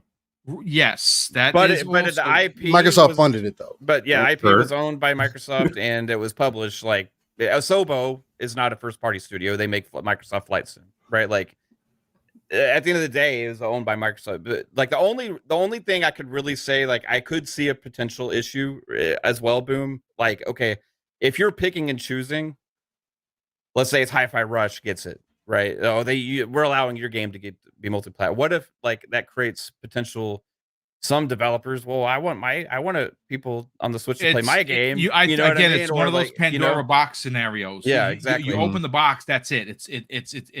Now you're finished. It's a done. I think that exclusives for a service that you are trying to sell. Remember, Mhm. you can play Xbox games everywhere and anywhere, whether it's on your TV Mhm. through through the hub now. You're playing it on your ROG Ally, you're playing it on your PC, you're playing it on your phone, your tablet, your standard box. This is why I think it's important to also understand that this is not a walled garden like Nintendo. Nintendo is you're playing it on the Switch and that is it. There is no service that you can offshoot these Ooh. games to. Let And me the let me same, jump in, let me hit on that, Boom, because you brought up a good point right there that I kind of want to just hit off on. For that, I think that's a perfect point to make the example that I'm going to get into. So the exclusive for Xbox is Xbox. Is well Game Pass more so now Yeah. for sure. Just the library of games, right? The other thing too that's part of that is that if you're going to put games or your service, whatever avenue that they choose to do it on, your competitor, no matter who y'all consider that to be, has to come to the table to sit down and discuss what the splits are going to be at the end of the day. So if Xbox is allowed to put their games on other platforms, whose problem is that? That sounds like a problem for PlayStation or Nintendo. Now, if they don't allow it on their platform, guess what? You will have to play it wherever Xbox Game Pass is accessible at. Where, and just to your point, Boom, where is it accessible at? Almost everywhere. Now, if I make Yes. it available on your platform, whose platform does that make more irrelevant? Your platform or my platform? Because my game should not belong on your platform. So whether I believe in exclusives or not, and this is what I think, and this is the conversation I have with Pong, and I'll fight this point all day long. Exclusives, I'm sorry to tell you guys, do not mean what you guys are used to them meaning. They don't. This is not 20, 30 years ago. Exclusives do matter for sure. You need something that's going to identify your brand. We don't have that on the Xbox side. Outside of Halo, Gears, and Forza, and honestly, those aren't necessarily it either because the wide audience doesn't recognize those as being it for Xbox. You know what that wide audience does see Xbox for? Multiplayer, services, the ecosystem, being able to intrinsically play between all these different devices. That's what they're becoming known for. And they made this vision clear to everyone in 2017 when they made this push for Game Pass. Everybody should have known and seen as soon as games came to PC, and Microsoft is in PC anyway, but as soon as games came to PC, that exclusive stuff does not matter anymore. Because what did people argue that why Xbox isn't a first party publisher anymore? Oh, it's on PC now. It doesn't count. Okay, well, if that's the case, how can we as a consumer be frustrated, upset about that when they have blatantly told you, and PlayStation also has told you, hey, the old way we have done things doesn't work. So if we try to keep continuously doing the way that we've been doing things, we're probably just going to dig ourselves a hole. So yeah, we can keep games exclusive, we can do all these other great things, and like your example, Boom, Hi-Fi Rush could be an exclusive, and it should be only available on the Xbox platform. But again, I have to ask the question, somebody has to allow it to be on that platform. And if these people allow it to be on that platform, when Xbox has blatantly told them, hey, we want to make these games accessible to as many users as we can possibly make them. Sony, what is your hand? And if Sony says, you know what, Microsoft, go ahead and bring those games over. Microsoft is not paying extra ducats for that. That's like, to your point, I think you were making the point last night, Boom, like Sony gets UGATs. Like, I get you. But Sony only gets UGATs if they're not willing to play ball. Indeed. If they're willing That's to true. play ball, then guess what? Sony players should be asking themselves, why do I have Xbox games on my platform? Sony, what are you doing? Is this how you feel about your ecosystem now? That, oh, the competitor can just do whatever they want? Because there's a reason Internet Explorer or a form of a web browser currently doesn't exist on the PlayStation ecosystem. Right? Xbox has more multiplayer games on PlayStation than PlayStation does. I have to say, Ray, That's true. Still, I just a little slight pushback. Yeah, go ahead. No. I disagree with the notion that exclusives don't matter, but I'll say this. I said exclusive do matter. Okay, but Not, I just said not in the same way. Not the way they used to. That people are used to. Got the you. old era of console gaming is done. It's changed for sure. I was It's going to say though, our Hoove brothers would definitely not. I don't think they would react the way you just said. Yeah, they're not going to be like, I can't believe But this. see- Should we let but Xbox? see- That's not going to happen. see, Why would you put that's this my skill point. on our They're gonna say platform? ever. No, they're But going to see, rub that in our But that's faces my until point. the But then if they're kingdom not going to be mad about it, then who's really winning? Xbox is, because they're just going to spend more money. At the end of the day, that's what people said, right? Oh, I can get these Xbox games wherever. Oh, I can get a PC to get. So you're going to spend $1,500, $2,000. Okay, let's be reasonable. Maybe $800 to $900 on a capable PC just to play Xbox games instead of getting a $200 console or a $500 console, which is now what, maybe $400. So it's like, well, who's really winning in that conversation? And that's why I said the old way of doing things is gone, because if we continue to look at it that way, that would explain why people currently feel the way that they do about exclusives. Oh, we're losing value. Oh, that's why people tell you, oh, if my PlayStation games go on PC, then the value of my console is gone. No, it's not, because not everybody's going to buy a PC. People tell you all the time, I don't feel like dealing with even no matter how many people come out and tell you, oh, it's not the same way it used to be. PC's easy to deal with. You just do this, and this. Even with help, Mav can attest, Palm can attest. We have people that are close to us that can attest that they don't feel like dealing with that stuff. They would rather have a console they could plug into a TV and play whatever games that they want to play. I am not saying, again, that all exclusives do not matter. Again, when we get into conversations about Halo, Gears, all that other stuff, as far as multiplayer goes, I do think because Halo is not what it was. Reason being, my kids don't give a damn. I did when I was their age. There's obviously a mass difference. They are not buying the same games that we were into. So might I add need to still expand that that you should base. probably put them on punishment for that opinion. I mean, but that's not just Yeah, my I blame kids. the That's parents the for that majority. one. That's not just us. It's the majority, right? It's just there's an obvious difference there, right? What was appealing to us coming up to and what is appealing to them, because unfortunately they have a lot of diversity in front of them, which we really didn't have. Gaming was just becoming into its thing. Now I think we're on the cusp or right on top of, hey, maybe we may need a different ideology for how we look at things moving forward. Again, that's just my kind of outlook on it. This is my opinion, and none of this has been proven.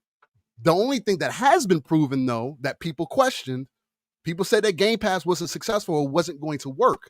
There's one side, and I've said this previously, there's one side that says their current strategy does not work, and there's another side that says they've been continuously making money year over year and continues to see progress and continue to invest year over year more into Game Pass. Yeah. So Yeah. which strategy do you believe? It's crazy still, because like if you really look at it, right, how big Microsoft and Xbox is now, they're going to have more multi-plat games than any other first party publisher, but they're also going to have more exclusives than any other first party publisher. Yeah. Right. Mhm. So like they have more games of service than any other first party publisher as well. Like they have more of everything, and that's okay, right? That's just who they are now because they have so much. And like, but the fact is, like, people are not paying attention to how many, when they're having these conversations, like how many exclusives Xbox is going to have, and they do have, and will continue to have.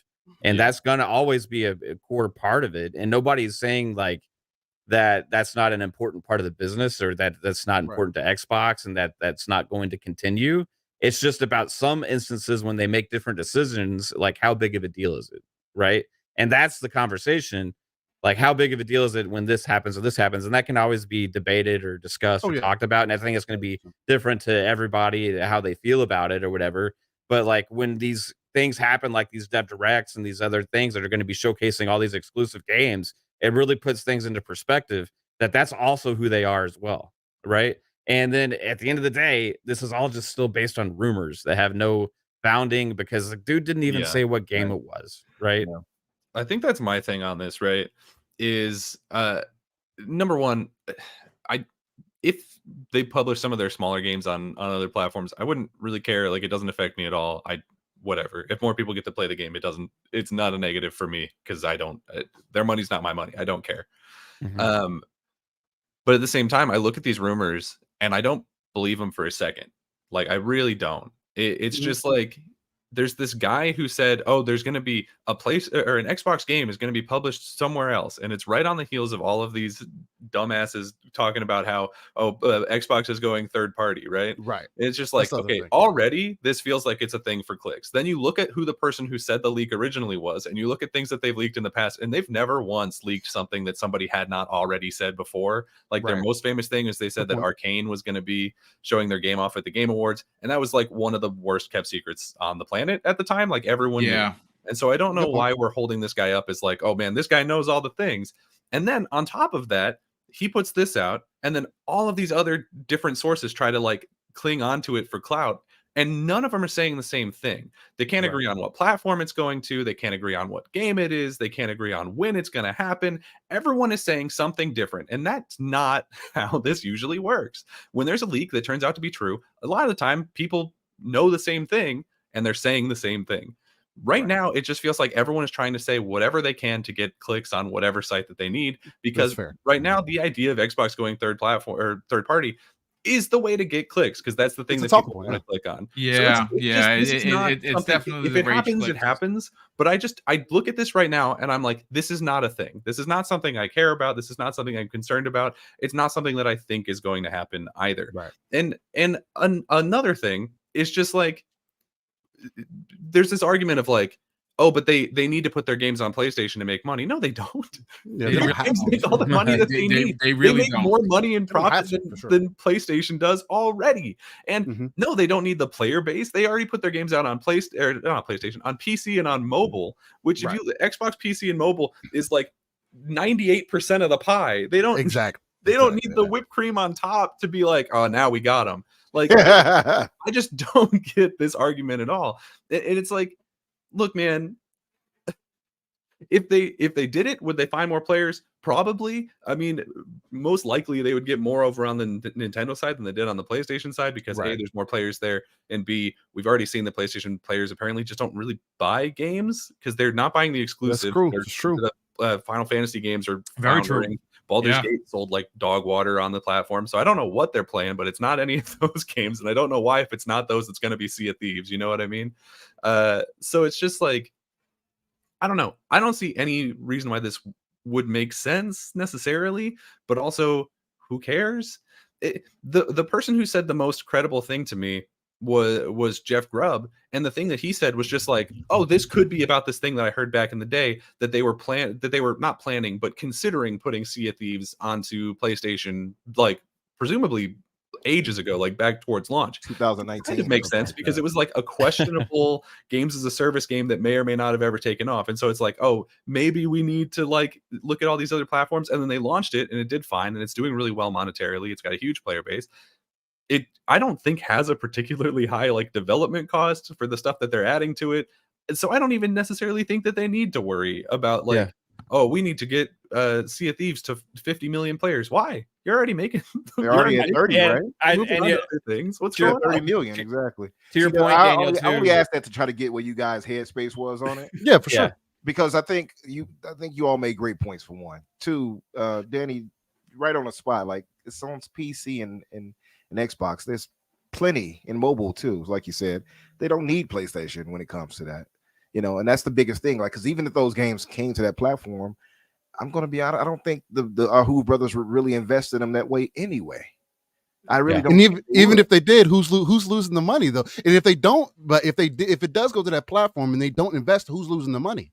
PlayStation is, because PlayStation has to cut the deal to even get the game on the platform at the very, like, that's the thing about this. People expect Microsoft is going to put it over there for free. That's not how business No, works. yeah.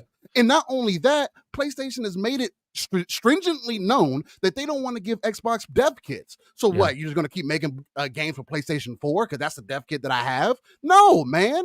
That's true. Either too. give me a dev kit or you're not getting nothing. And like Boom says, well, if you want Ugats, then guess what? That's what you're going to get, and we can play this game. Again, the reason they're spending the money the way they are, the reason they're painting themselves a certain way, because at the end of the day, we got to keep that in mind. The reason that Xbox is painting themselves a certain way is to obviously try to portray themselves a certain way to the consumer so that they start asking certain questions, or we start having discussions like this. Hey, doesn't matter. Doesn't it matter? What if we did this? Hey, what do we think about this overall picture? What happens if all these games are accessible in all these other places? But exactly to y'all's points, no games are going anywhere without anybody else coming to the table to sit down and discuss those deals. I guess one of my other points is just like, because you're right, like they would have to pay to get those games on the platform. I just feel like any of the games that have been rumored, like Hi-Fi Rush, Sea of Thieves, whatever, right? If those went over to PlayStation, I just don't think that the amount of money that they would make would offset the amount of bad press they would get for like becoming a third party publisher. I agree. Like it's your just point, dude, it doesn't make Daniel, sense to me. Like when you were talking about like the Grub thing, that comes from something that's years old, but after it came out again, or they talked about it, it's like Jeff Grubb says that Sea of Thieves is going to PlayStation, like, right? People look at the actual quote of what he said, and they were just like, "Oh, he said that this is happening right now," and it's like, well, he didn't actually say that. He said that he thought maybe it was related to that thing that he heard like a bunch of years ago. And that's where the overreaction kind of comes into play, because it's a slow news week. Everybody's waiting for things. It's the beginning time of the year, and like everything's been dead for a while. People are eager for news. Somebody creates some very vague but emotional driven rumor that gains a lot of attention, and then all of a sudden the internet explodes with like Xbox is going multi-plat for a few days, right? And it's just like crazy that it's driven up so much conversation. And I was kind of, this was all taking place when I was kind of like, taking my like sabbatical. You know what I mean? I was like just kind of watching, and like I keep going on Twitter, like, man, why are everybody going crazy over this? Like, first off, I walked away for 2 days. Yeah, and it's like I'm looking at like, first off, like if that happened to me personally, it wouldn't be a big deal, but I understand everybody freaking out about it, and like, it's like, is this really what's going on right now? Like, we're about to probably get some awesome news, and then we finally did with the Dev Direct, but it's like, the what other point is to this is like, a lot of people say, well, why isn't Xbox responding? Because I don't really know how they can respond to this directly, because if they come out with like some kind of a statement, it puts them in a hard place, right? Yeah. Because potential future decisions they say, or if they do something in the future, or they do something with a different game or whatever, everything's always pointed to, look what you said. It's always going to be Look what second you guess. did then. Look what you said. FTC So that's the fear. I think that the fear with a lot of people is where does the line in the sand stop? Yep. So I think they're just doing the right thing, just like ignoring it. Because if it's just a rumor based on nothing, then why respond to it?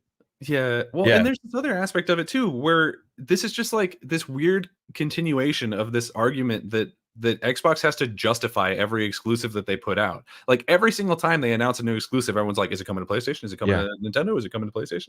And it's like, no, you should assume that it's not, unless they specifically say otherwise, because 99% of the time it's going to be exclusive to Game Pass. Like it's going to be Xbox PC and mobile. That's where it's going to be. That's what we know. That's what they have taught us that it's going to mean when they announce an exclusive. Yeah. The only exception to that is if it's like an ongoing game, or if it's like I don't know, like I guess if ZeniMax Online made a new MMO, maybe that would go to other platforms, just because that's like how MMOs are. Like, I don't know, but people should just assume that the default is that these things are going to be exclusive, because that's how it is on all platforms. That's how it's always been. And I don't know why all of a sudden it's like, no, but Xbox, you need to justify to me why I over on PlayStation don't get to play this game. And Xbox is like, because we own it, dumbass. Like, how dare you? Yeah. Like, what do you mean? That was the whole reason we made these acquisitions. Clippity clop. How dare you, sir? Like, it's crazy. Share your games with me. I should not have to beg. No, I want to ask you all one last thing, and I'll say this.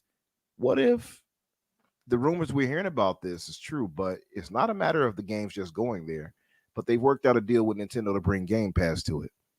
See, that I think that brings up a whole different conversation, because at that point, putting Xbox Game Pass with a curated games, select games on there like a Hi-Fi Rush, I think it does change the scenario, because ultimately they want to. This was again, this is what they say. Phil Spencer Mhm. said this. Games will be available on where we put Game Pass. Mhm. So if Mhm. Game Pass is somehow they worked out a deal with Nintendo, because we know this is would never, ever, ever go to PlayStation, because it would rival theirs. They're not day and date. Microsoft is. They would never put Game Pass, but Nintendo, if it was a curated list of games Mhm. like a Hi-Fi Rush, like a Sea of Thieves, like a Grounded, like an Ori, like a both Ori games, like Until Dusk Falls. Maybe they worked out a deal, and all of the schematics that go into putting that service on the Switch too. Then I think this is a totally different conversation, because they're trying to reach right now, which if you know the stats, I think there's like 200 million something like users for the Switch. It's ridiculous how That's a many lot. hundreds of millions, how many millions of players there are. If they could get even 10% of that into Game Pass, it would be a really big deal. And I don't Yeah. know. I mean, again, I think that is a way different conversation, because that is what Mhm. Xbox Yeah. is trying to do. I also don't necessarily see Game Pass going to other platforms. I don't know that, because honestly, to Steele's point, I don't know that other platforms would let it happen. But And even if if they it do, did, that's a bigger yeah, problem. even if it did For go to them, other at platforms, I least. do think it would be like you're saying, Boom. I think it would be like not the full thing. I don't think they would Yeah. put at least Like a not their No, bigger it wouldn't exclusives be in it, like or you're maybe getting they a would like Halo. rotate some You in and wouldn't out get or that, something. right? I think it Yeah. would for sure end up being a different SKU of Game Pass. Yeah, it'll be curated for sure. Yeah. But see now, Maybe like a $4.99 version or something like that. $4.99, maybe $9.99. $4.99. Are you out of your mind? But you Like, know, oh, you can Well, get for a very the ad curated version. supported tier over absolutely. here Yeah. on Switch. I was gonna say $7.99. too, like, because the reason I say this, and a lot of people I know are like, that'll never happen. Listen, people used to say the same thing with people acquiring people like EA and ABK. No, Yeah. everybody did Mhm. the same thing. We don't know what can happen True. nowadays. Once Microsoft started spending the way they have and doing the things they've done, I stopped believing in this. I stopped doing that whole that won't happen thing, because we don't know what can happen. And they've built a strong relationship with Nintendo. You never know what Nintendo might allow. I don't think it will hurt Nintendo at all, actually, if they put it there. No, I it don't. wouldn't. It Yeah, would I get don't more know. players. I I think mean, it would look, cause think more so. players to be on Nintendo and more players. It would be a business benefit to each other for sure. Exactly. That I absolutely agree. Listen, you know what? Before Weird. again, this was a phenomenal conversation. Obviously, Much we love. didn't expect it to go this way, but listen, this is why this is a conversational podcast. Hopefully, you're enjoying it. We have almost 1,100 people here. If you're finding the channel for the first time, Mrs. Boom and I are on the hunt for 15K. We'd appreciate any new subs. If you're enjoying the content, I do this Monday through Friday. All great panels, all great content, and we never sell you on clickbait, and we never use hate mongering to get you into the podcast. This is what we do. We have fun, we laugh, we cover breaking news, and obviously, I do want to get to the point of what we hope that extra something is. But before we get there, Daniel, we didn't get to you, and I want to get your hot take on the actual confirmation of this big show. What jumps off the page for you? I mean, it's Indiana Jones, right? Like Of everything else, course. I would have assumed would have been there, because those were the ones that we already knew were coming out this year. I guess maybe it's weird that Towerborn wasn't there. Maybe that's the shadow drop if there is one. But I don't know. Also, I feel like they would have just said that it was going to be there and then shadow dropped it if that was the case. So maybe it's just not there. Yeah, because Hellblade and Avowed, those are, I thought, going to be the headliners of this year. If Indiana Jones is apparently also coming out 2024, then like that's going to supersede them, I'm pretty sure. But here, who's to say? I think it's going to be a really good show. You know, I don't think people were expecting Developer Direct 2023 to be as good as it was. And then they really kind of knocked it out of the park. So I'm expecting a similar thing for this. This is the kind of show that I like, and I like the ones where it's just trailer. I think that's great if you have a bunch of things to announce right now. But the developer direct format of getting to actually like meet the teams and see them talk and like get to know the people behind the games, that's my personal favorite. Right? I love that. That's always going to be the best way to learn about a game for me. And I'm really excited to see Todd Howard come out and talk about like how much he loves Indiana Jones and what this means to him and all that stuff. And then we're going to see apparently 10 minutes of gameplay. So there's nothing I look at here and I'm like upset about. I'm excited for it. I think we all kind of knew it was going to happen at this point, right? We didn't know exactly when, but we were like, it's going to happen January, maybe early February. So yeah, I think this is a good move for them. I think that they need to do more shows, and starting off the year grabbing everyone's attention by being like, hey, by the way, Indiana Jones is a really smart way to do it. So I'm excited. Yeah, absolutely. So listen, obviously I got to catch the super chats. It's been a ridiculous ton of them. Let me just get to that. And of course, we'll get into what everyone, I have a pick. It's far-fetched. It's on no authority whatsoever, but I know that there are going to be some people that are going to get hyped. I'm just saying it's time. It is time for this, but let me get to the chat. We have G Mania 1 drops a very generous $5 super chat. Says, how cool would it be if they shadow dropped their next acquisition?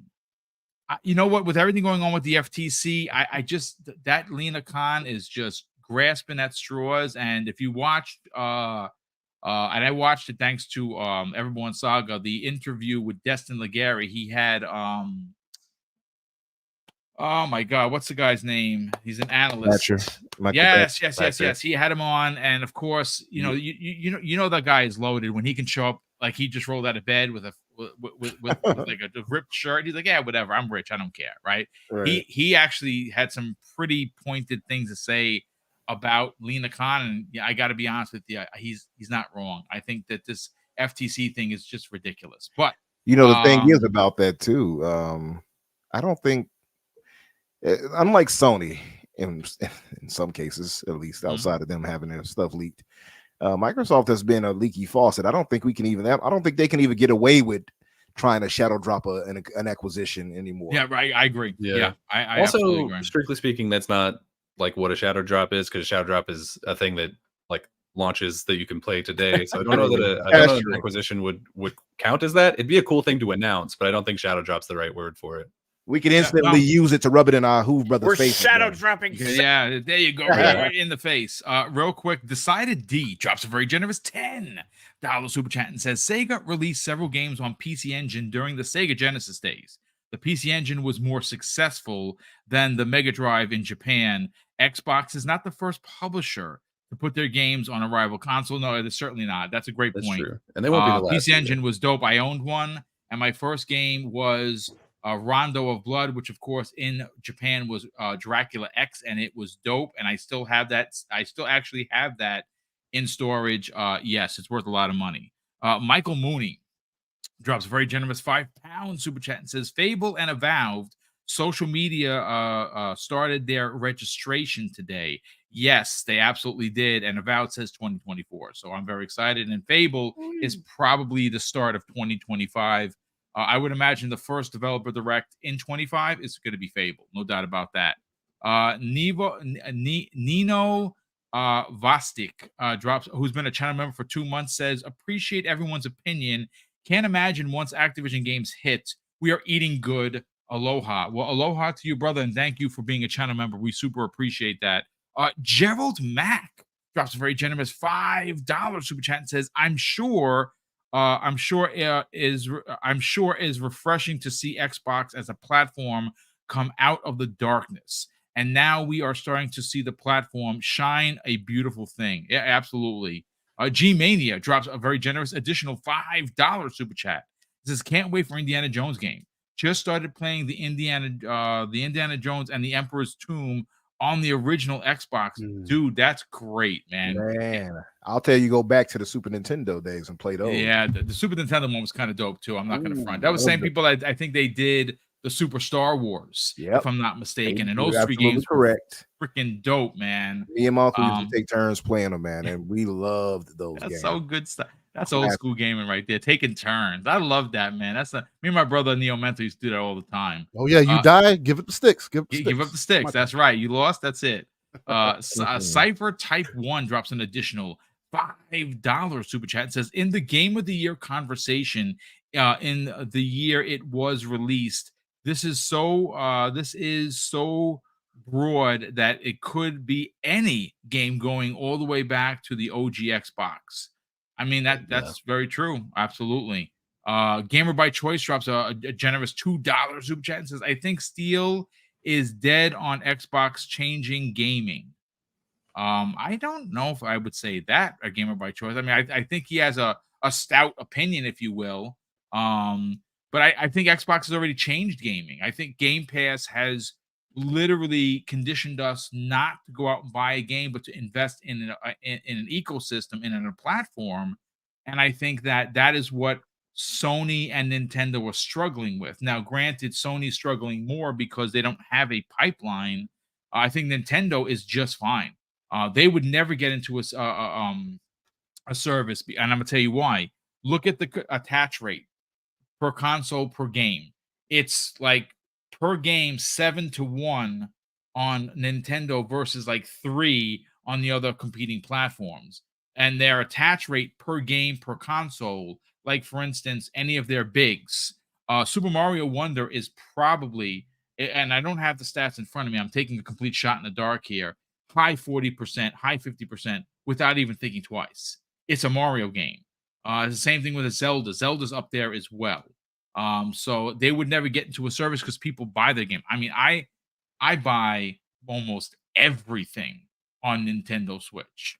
And I have a library of 40 digital, but I have a ridiculous. I think the last time I counted was like 81 physical games for the Switch. I buy everything on the Switch. I'm not ashamed to say it's one of my favorite consoles. Obviously it's Xbox, it's Switch, and it's PlayStation. That's the order for me. Freddie Fox drops a very generous $2 super chat and says, Steel, great point. PS, PlayStation, and Nintendo, thanks for the bag. Indeed, if they're going to pay, let them pay. We have here Whole Grain Bread, generous friend of the program, drops an outstanding $5 super chat and says, keep this in mind. Games need to be rated for consoles. Hi-Fi and CFDs have not been rated for Switch or PlayStation 5. The WSRB will say Xbox and it still says Xbox and Windows only. Yeah, I mean, and that's again, a really good point, actually. That's a fantastic point. I didn't even think about that. Now, We obviously, definitely would have seen that they're leak leaky before ship over anything there. else. So, if someone would have caught that. Highlander 001, choo choo, mother father says the brother. He drops another five gifted memberships, brother. That is crazy generous of you. Thank you so much, Alvin, who's been a channel member for a month. Alvin, welcome back, brother. He says, I'm betting there are 3 AAA games at the direct launch before the June show, and the June show outlines the second half of the year. 2024 is going to be a monster. Indeed, it is. And could you? 3 AAA. What? It's too good to be true. That's why I can't wait for the 18th. Legendary Yobi, our very good brother. Yobi. He's very generous, folks. He drops a $20 super chat and says, if the relationship grows, I believe X will help Nintendo with their online infrastructure, and in return, Nintendo can send some dev tools over to help them finally create their Smash Brothers type of game for their IPs. I mean, yeah, You're right on the first part for sure. Nintendo could use the help of the online infrastructure, but it's actually, who's it? Is it Bandai? It was Hudson. It was Bandai. Well, yeah, Hudson. Jesus, I'm old. It was Bandai Namco that actually, believe it or not, made Smash Brothers. A lot of people don't know that. Yeah. So, because Sakurai's team is just like overseeing that. Yeah. I think he wants to retire if he hasn't retired already. My nephew is pacing the floor for when I say he destroys Smash Brothers, he destroys it. He's really good at it. Okay, guys, so here we go. Let's talk about expectations. There is, or is there going to be a shadow drop? What could that shadow drop be? So I'm going to go first because I have a theory. Now, you guys and gals heard me already throw it out there that I have talked to a few people, and it has been a few people. that the Gears of War collection, known as the Marcus Phoenix collection, does in fact exist. Now, I have some other information that I am not comfortable sharing because I'm not a part of the dev team, so I will withhold that. What I will say is, could you imagine that at this developer direct, they go out of their way and they drop the Marcus Phoenix collection, day and date? Here it is. Here's the gameplay trailer. Just imagine this. They stop talking about Avowed, and then the screen just goes black. Yeah. And then you hear the burn, the chainsaw comes on. And then it shows the like fire. And it goes into a gameplay trailer of the new Gears of playing War Mad World. collection. Oh, Daniels, please talk to him. There you go. I Now was we're just talking. about to start singing it. Funny enough. All they need to do is literally remake that original trailer with Mad World. Oh, make it End of movie it. vibe. Show all a little around bit of me are Gears 2 familiar gameplay. Yeah. And then boom, drop the Marcus Phoenix trilogy. I don't even got to say Sure. anything else. I can't better that. I cannot. That's get a really any better. good shout. Like for real, like the Marcus Phoenix thing. Oh If that my turns God. out to be real, then like that's a really, because that's one that you don't really need to market a ton because it's Gears. Yeah, like it's it's going to for be itself, it's already a thing that people know. So you just say that it's out there and people are going to go to Game Pass and play it. And it's also something that might not have a physical release. Like MCC. No, had it would be one. digital only. True. It would be digital Yeah. only. Yeah. So that's a really good shout actually. Yeah, I could see that being the case. That would I make do. a lot of I sense. do like the idea of black screen, Coalition logo, and then the song starts playing for Mad World. Yeah. People would lose their shit. Funny. I'd Yeah, pop. Kind of sad. Oh my! There's nothing like that original trailer, bro. When I tell you, Gears of War is the reason I did not put the time I did in the Halo 3. Gears believe it. literally pulled me away from Halo for a long time, at least on a competitive standpoint. Gears is a very special IP to me, at least.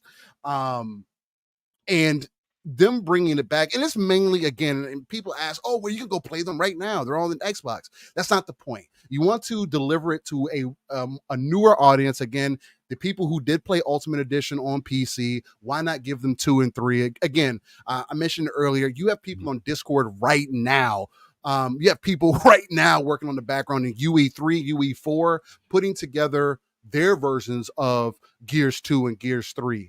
What if you were able to alleviate all those problems, bring it all into one package, and really show people what made Unreal special? There's a reason why Fortnite was able to become what it was, and it was off the back of Unreal Tournament, and then it was also off the back mainly because of Gears, because that's what popularized it. You're speaking Umbra's language now. I'm telling you, Unreal Yes, is definitely an indeed. amazing engine. And if there's anybody that's going to show current devs or anybody else has been struggling with UE how to truly use it, it's the Coalition. That's the engine that they work on. Gears has been proven. Again, Hivebusters is a showpiece of what is possible. And if they can do all of that, the dark, gritty Gears that everybody talks about and wants to get back to, and I anticipate, again, off the heels of Gears 5, Gears 6 being extremely dark, especially after Yes. that ending, it's the perfect shoe-in, it's the perfect holdover until you get to Gears 6 and at least show people why the Coalition matters. Again, Well, I this mean, is the first time they've been given time outside of 2 years. Right? Yes. I mean, look, there's some people that disagree. The Geeky Nerd in the chat says remakes, remasters, okay now. Yeah, absolutely, they're okay. He It's says, I'd okay as rather long as get it's a not the only thing you're doing. You know what I mean? right. Yeah, he That's said, exactly. I'd rather get a Can't be new the IP from the Coalition. Here's the thing.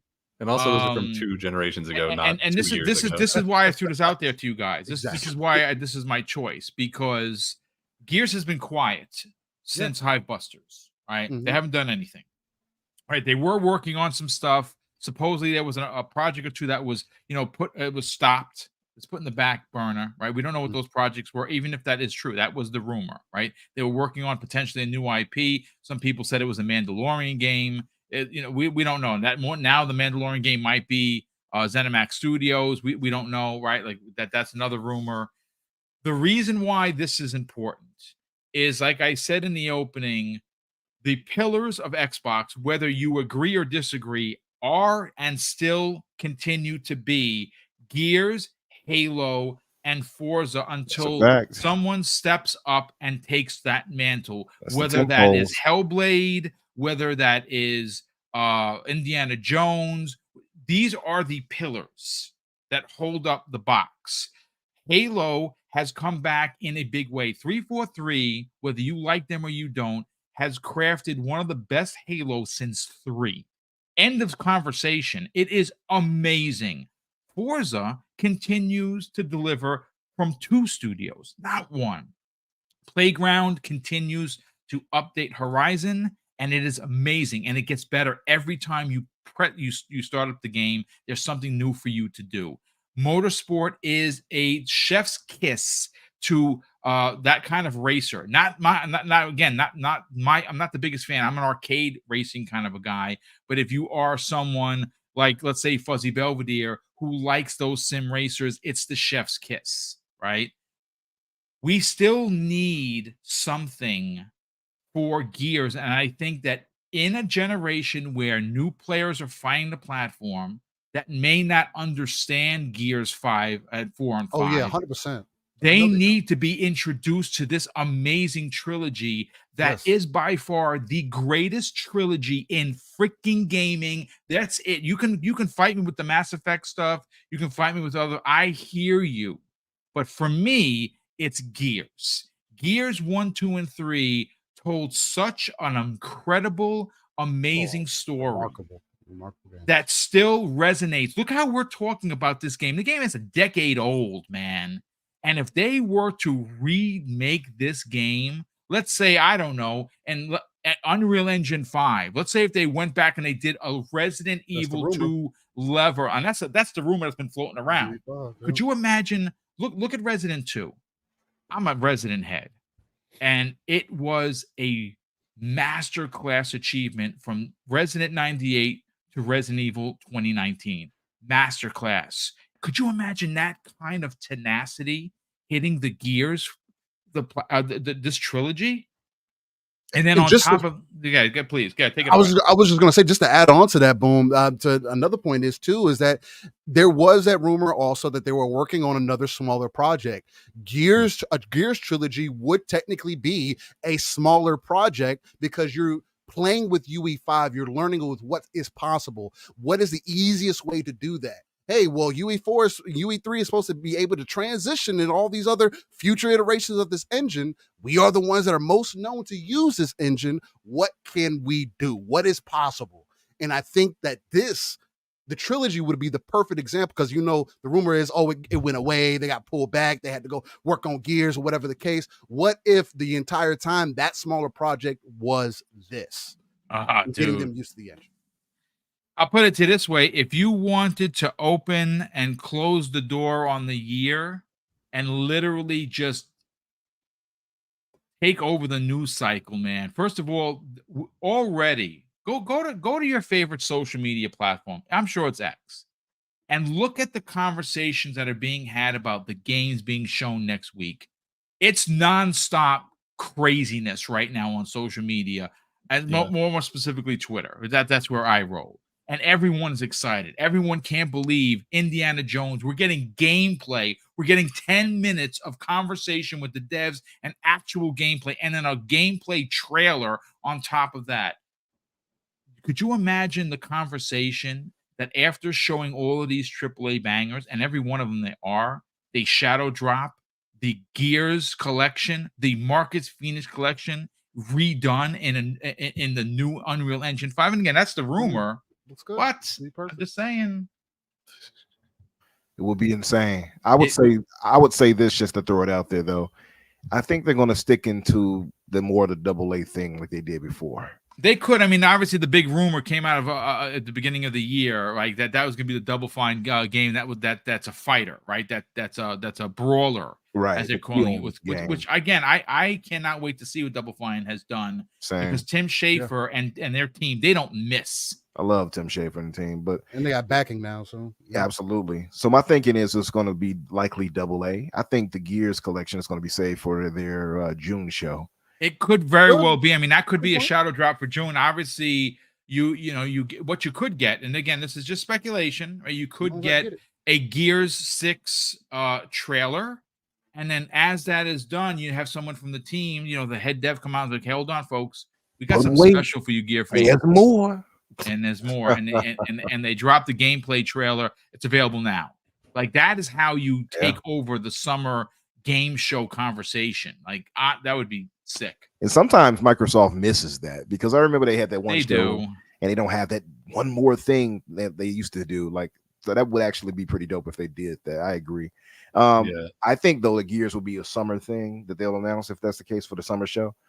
But if anything, it'll be Keon or maybe Towerborn. I know, Danny, you spoke on that before. Towerborn is supposed to be amazing. Yeah. If you That listen would to be my Jess two Gordon guesses. talk about it, Yeah. man. Yeah, Yeah. I mean, I thought by you all were going. means, yeah, but no, by I any thought means, you were jump about in. to What do you, Daniel? What do you want to see? I mean, it all feels stupid now next to the, but I was gonna say that it'd be pretty cool if they shadow dropped like the Oblivion remaster or something. That's that's not that'd be really stupid. cool. That's That not stupid is at all. Well, but it's not. freaking It's not that amazing. it's stupid. It's that it feels so much less likely. Well, What if they did that plus the Fallout 4 update at the same time? I mean, I'd be here for it. Yeah, I mean, I don't know. They about already you said, by the folks. way, there won't be any Activision stuff, so they won't do any of that. So I'm gonna go out on a limb and just throw one out there just for the hell of it, because this would be insanely amazing. And although I think this has like a 0% chance of happening, but why not? It's fun. It's fun speculation, right? Yeah, there you go. Let's go with it, baby.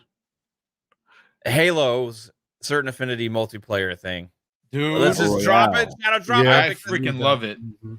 People nitpick the hell out of Halo, like no matter what it is, like before launch, right? And maybe they take a page out of like Apex Legends book and just like drop it, right? Several games have actually had better success without it. Like Hi-Fi Rush was a good example for last year.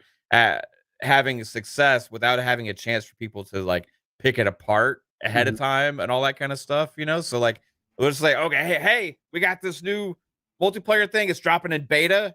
Play it now. Certain Affinities multiplayer thing. That would be insane. That would drive a lot of excitement and hype if they were able to do something like that. There's a chance that game could be ready this year, because originally people had talked about it. It could have been ready like a year and a half ago or so, but then they expanded the scope, right, to become something bigger and more standalone-ish, I feel like. So maybe potentially it could be ready. I don't know. Wishful thinking. But I love all the other options too. The other one I'll throw out there is that Kiln game. Okay. As well, for Double Fine, because that one's been talked about, and not a lot of us really kind of know much about it, but it's kind of exists. And this picture because Colt posted a picture with like all the graphics for all the games and stuff. Yeah, what's this picture he grabbed for Kiln from? What's I have this no idea. horrible monster clay face going? What is this? That's actually from 2017. If you go to Double Fine's website, if you type in Kiln, you'll be directed to their website. That's actually some like production artwork from 2017, though.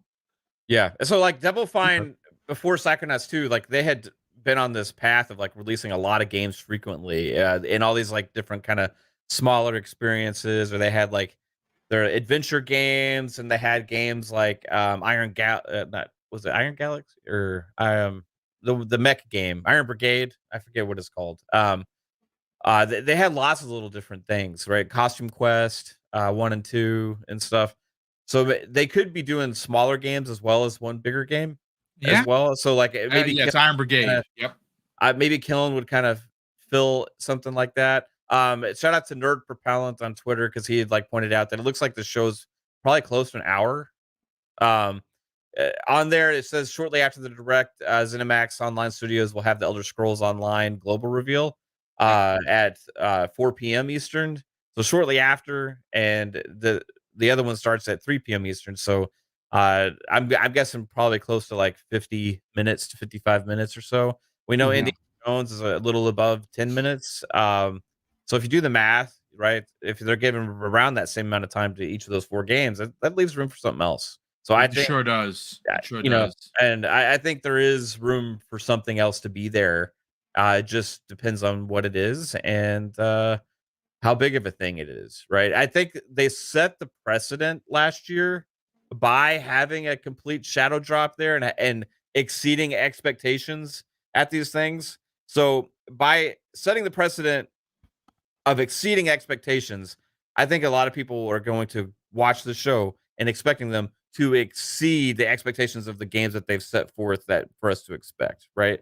So, and they have enough games, like we just talked about it earlier. How many freaking games they have? They have enough to have a surprise, whether it's either just a surprise game announcement or if it's a surprise game update or if it's a shadow drop or if it's something. I think there will be some kind of surprise there. Whether it's a shadow drop or not, I don't know. That'd be crazy. But again, I will like if it was like a Halo thing, uh, like that would be the biggest thing, and especially to kick off a brand new year with the Mhm. multiplayer thing like that for people to play all year long. That'd be awesome. We'll see. It's look up at the end of the day, the show is confirmed. We have 4 games that we know are going to be there because they told us. There's probably going to be a shadow drop. Again, it's speculation, sure. If they follow suit, we could get something. It could be something like Double Fine's Kiln.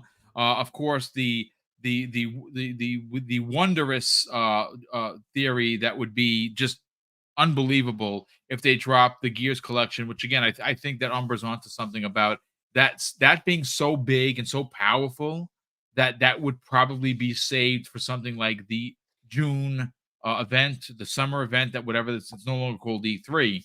But I just think that and again, maybe we're wrong for and we're over thinking it that you guys temper expectations. You can't get a shadow drop every time they have one of these directs. I mean, you would be right in saying so, but it would be great to have a shadow drop. It really would. Now, whether that shadow drop is the Oblivion remake or the Fallout update or something else, we're gonna know in a couple by next week. Honestly, though, like having Indiana Jones in there is already a big enough surprise for me. I Yeah. wouldn't be disappointed if there wasn't one, Same. but I'd be I mean, it'd be awesome. I'm down for it. Yeah. You know what's interesting? Big Mad Mo actually just dropped Mo? something in here that makes sense. What if it's the Wu-Tang Clan game? We've been hearing about that. That'll be really been- cool. I've been Yeah, waiting That for would that to be see what it kind of is. dope because be- again, it's supposed to be flashy. It's supposed to be a beat 'em up. It's supposed to be an RPG. It's Mm, supposed to have the Wu-Tang wanna music see in what it is. there. it would I probably mean, have that like double A energy. So Yeah, yeah, I mean, Yeah, I can probably. see it. We just start hearing it kick in. if Oh, that baby, I happens, like it raw. Yeah, baby, I like it raw. But I was gonna say, I looked up Keon just to read up into it, and I went to Double Fine's site. I didn't know any of this. I So didn't know nothing. Keon is a multiplayer team-based brawler. Yeah, it's a multiplayer game. Yes, It's you very design the unique. characters, you make the characters from these clay pots. Yeah, These Has Double spirits. Fine done a multiplayer game before? I know Brutal Legend had a multiplayer Brutal. Yeah, I was gonna say mode, Brutal Legend had a but bit I think of that was it, right? Yeah, that was the only one I can think of, at least. Damn. Yeah, Brutal Legend had that component, but yeah. I mean, yeah. Look, what you're seeing, like I said, if you go to the websites from 2017, we're obviously in 2024. There's been a lot of dev time. Tim Dog actually said something last week regarding it.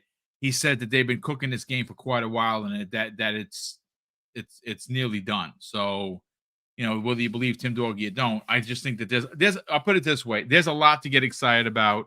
Obviously, there was some disappointment with some rumors that happened, and obviously here we are, and we're talking positively about Xbox, which we like to do.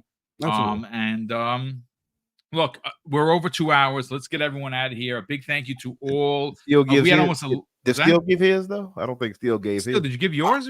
I've been at him input all motors. Y'all are good. I don't want to carry us into oblivion. No. Listen, by all means, let's get your hot take on it.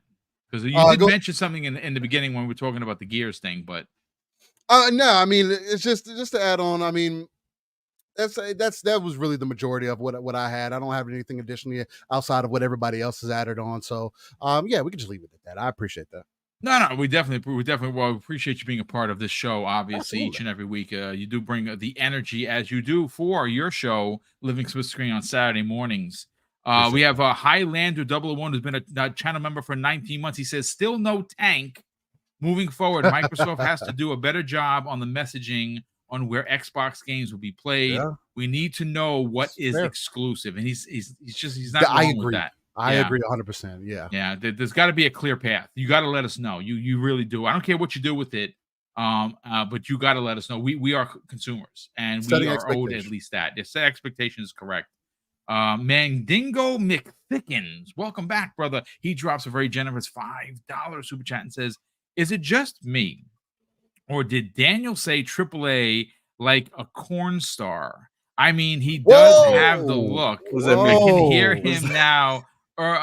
Extra large pepperoni Daniel. pizza is here, ma'am. All right, I'm out of Holy here. All right, moly! I'm done. I'm out of Through here. the pizza box. Wrap it Through the up. pizza box. Daniel? Give him some Whoa. corny music, and he's all good to go. No, All that's they need is- outrageous. All it needs is the class. Yo, I- he's hard holding a finish in slice, and 30 there's minutes or extra less. pepperoni in that slice. Oh, God, Oh, here what you the? go. I heard you Oh, I ordered can't the believe it. extra large. Extra large The sausage. pepperoni at your service.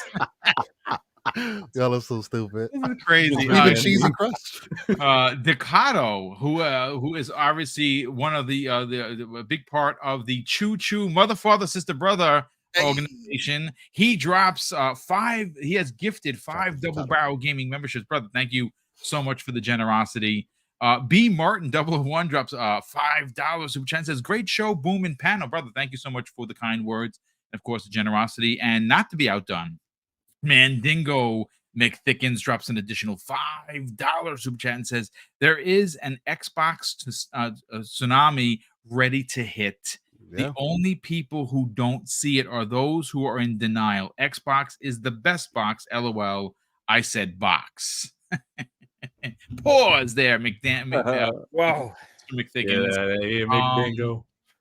Okay, so let's get to the outros. Again, we had almost 1,100 people here. Thank you so much for tuning in for today's show. Hopefully you liked it enough to, 1, hit the like button, 2, consider subscribing if you're not already subscribed, and of course, 3, if you're feeling generous, share this out on social media. Steel Rain, let's sell the brand.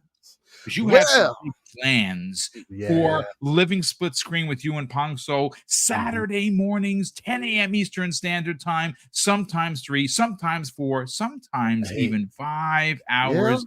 Great show. I look forward to it each and every week. Sell it, brother.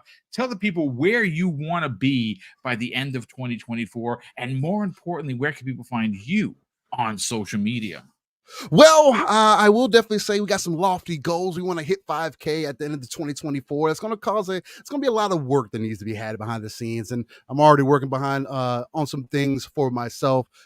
Again, you also always got to work on that personal success. And making sure your family's straight. So we'll see how things work. Timing is everything, and again, you can find me, Steel Rain. That T is a 7 everywhere. Google is probably the easiest place to type that information in, so you can have everything right there. But I frequent the streets of the Xbox ecosystem and Twitter, otherwise known as X.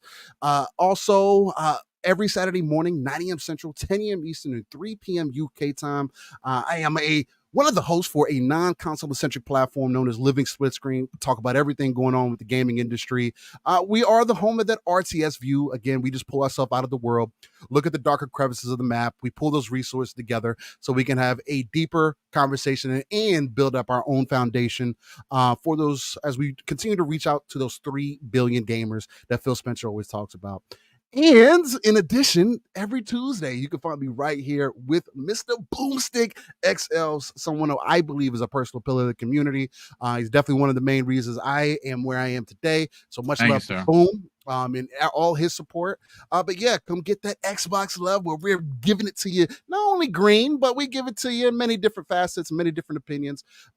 So with that being said, chat, y'all were amazing. Loved everybody's thoughts. I know not everybody was agreeing with what the panel was saying, but that's the point. We're here to have conversation. Yep. We're here to have these talks, whether we agree or disagree. This is our passion. This is our hobby, and just continue to be open-minded. And one last thing that I like to leave off with, because I just feel like it's important, the more that I've at least seen from the community and what I've personally experienced, know who you are, not only as a gamer, but know who you are as a person. And with there you go. Now we're talking. Yeah, absolutely. I mean, I think that's incredibly important, Steele. But listen, real quick, breaking news: Deadline is reporting the Mandalorian film is being produced and directed by Jon Favreau. Saw it earlier. For Lucas. Yeah, Nice. it's a film. Hopefully it's not a recap. Hopefully it's not a recap. Like, oh, no, we're gonna make a movie covering all the TV show. Wouldn't that be jacked if they pulled that? Yeah, he's writing it right now. Like he's writing the film right now. So it's going to be he's producing and directing. And it's going to be leave Grogu at home, please. Yeah, they showed him off enough. Grogu's going to be there. They already said it's called Mandalorian and Grogu. No, it's not. Is it really? Is it called Mandalorian and Grogu? On it. Let me look at it again. It says the Mandalorian and Grogu. Jon Favreau to direct and produce Star Wars pick for. I guess that's the name. The Mandalorian and Grogu. I think Grogu's actually the main character. He's gonna kill the Mandalorian with a golf club. God. Maybe. He should. Absolutely. Dent helmets and most. Maybe the opening scene, he'll just punt Grogu into space. Wait a minute. I think they're trying to make Grogu the new Yoda, though. I think they're trying to make Grogu the new Yoda. Potentially, yeah. I don't like all this hate for Grogu. I like Grogu. I like Grogu. He's endearing. He don't say much, but he's endearing. Well, he got a long way before he can be Yoda, though. Yoda was like hundreds of years. He's got hundreds of years.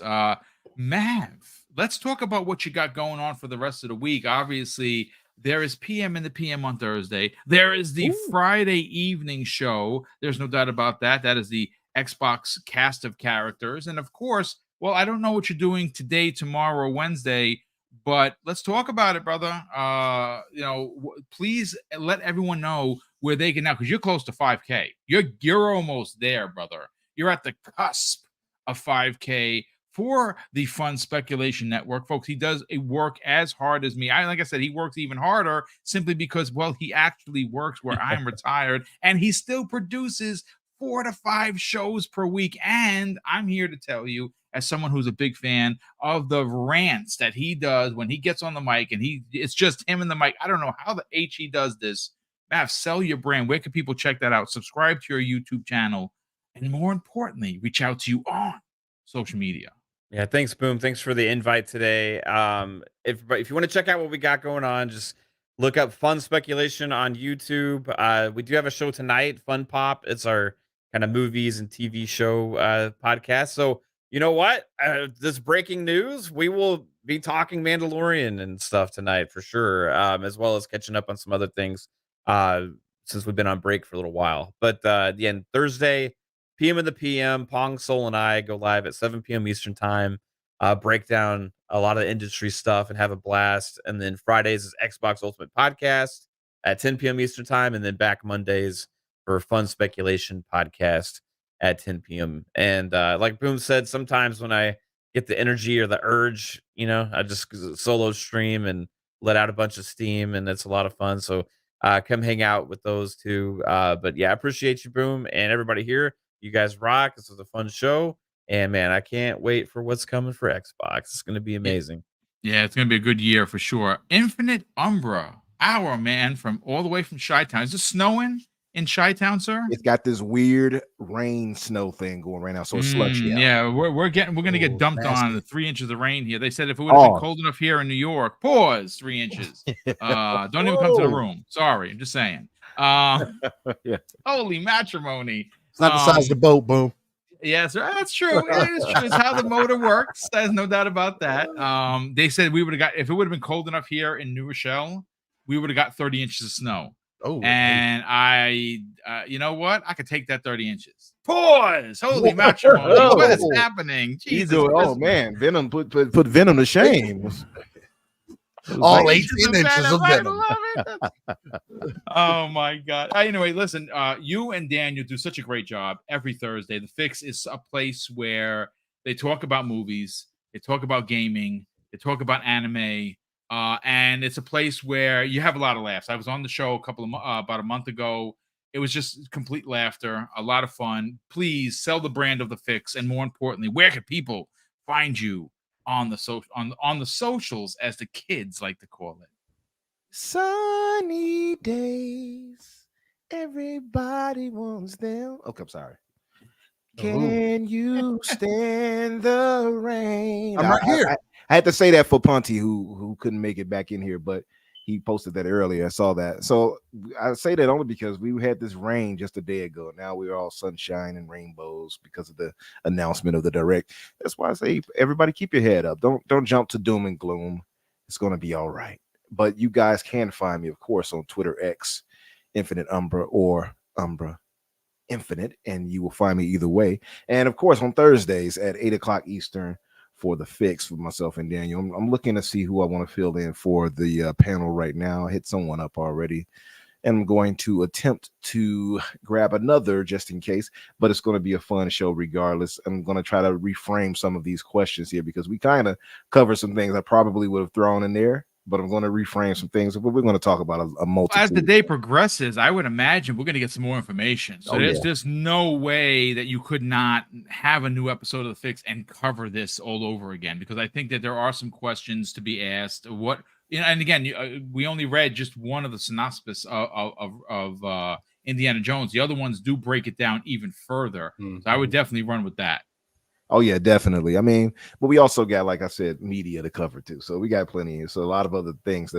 Today was just a news day in general. It's so much put out there today. News. Yeah, I see you, Lethal. He says you guys hear a screaming cat.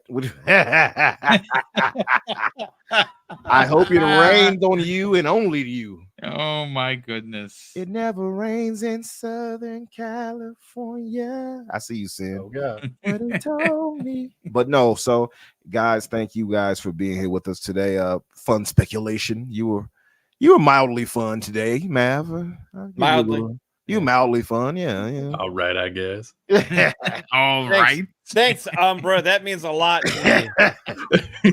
Steel, I gotta you, talk bro. to you about spiffing up my GIF, whatever you want to call it, my image man. here, and you get you like to what you got. I gotta, yeah. Like I tell people all the time, my information is my information. I don't change it for a reason. There you go. Listen, if easy it to works, it find. works, and it looks cool. It does look cool. Appreciate you. Absolutely. No doubt about that. And Daniel of course, Mc- Boom, thanks for holding us down. Of course. No, thank you for being a part of the show. Super appreciate it. And obviously, like I said, the point is to grow your channels as well as continue to grow Double Barrel Gaming, because that's the point of having this amazing panel put together on you. So you to check out their content. Everybody's content here is amazing. And speaking of amazing content, some of the best long form and short form content comes the way of Daniel McG. And obviously he, took some time away from making content because he was addicted, at least mildly, to, of course, I might have fallen down a Baldur's hole. Gate 3. Daniel, sell the brand. You obviously are in the process of rewriting the DCEU, which quite frankly needs help. And based on what we're hearing, some rumblings about the Suicide Squad, I'm still buying the game. I'm not going to front. Like I in Rocksteady, I trust. So if I lose the money being a boob, then it's on me. But I'm still going to support the studio. I'm going to buy that game. You have an amazing channel. It does focus on, hopefully one day, James Gunn giving you a call and say, "Listen, kid, I like what you're doing. Why don't you come work with me and write for my team? Let's talk about it. Where can people check out your YouTube channel, and more importantly, find you on social media?" You can find me on Twitter at Daniel J. McG or at my personal YouTube channel, Daniel McG. Like Boom said, I've been rewriting the DCEU, although I haven't uploaded a video in that playlist for quite a while because I've been playing a lot of games and honestly getting distracted. But I should have news about that soon. I've got another video going up, hopefully tomorrow, probably Thursday, just talking about all my favorite things of 2023. So should be content. One of my New Year's resolutions was more content than last year. So here we go. No, listen, good stuff, man. We're looking forward to it. Like Daniel, I really think you got something special over there. And again, it's a channel for gaming. It's a channel for big opinions. And it's a channel if you're a comic book fan or a fan of the DCEU or movies for that matter. You definitely check that out. Again, folks, a big thank you to the 1,100 people that were here. Big thank you to all the super chats that were that have been doled and graciously donated to the channel. Scott Gamer Dude drops a very generous $5 super chat and says, "Boom, I was just thinking, when you and Mrs. Boom pre-purchase your home, will you have a man cave slash she shed with all of your consoles hooked up, brother? I have such incredible designs and ready. Again, we're in an apartment. We're saving for the house. Just unfortunately, the market is uncooperative. You can't buy right now unless you are rich, and well, me and Mrs. Boom are not. But we'll get there eventually. And yes, I have an Elgato green screen. I got all the lights. I got the umbrella lights and everything. I just don't have any real space for it because, well, we're in an apartment. But when I do, yes, I am going to hook up a lot of my consoles. And I'm going to have a corner dedicated to G.I. Joe because my G.I. Joe collection is ridiculously good. But ladies and gentlemen, thank you so much for being a part of today's show. A big thank you to all the super chats, all of the new channel members, thanks to the generosity of some of the members here in the chat. And of course, I'm going to close out today's show with something that's incredibly important to me. Hopefully, one day it'll be important to you. And that's something that my dad taught us when we were kids. And he would say, Craig, treat others how you want to be treated. And also, it doesn't cost anything to be nice. You live by those rules, son. I can guarantee you, you're going to have an awesome day. So take care, everyone. And we'll see you next week on the newest episode of the Xbox Factor Podcast.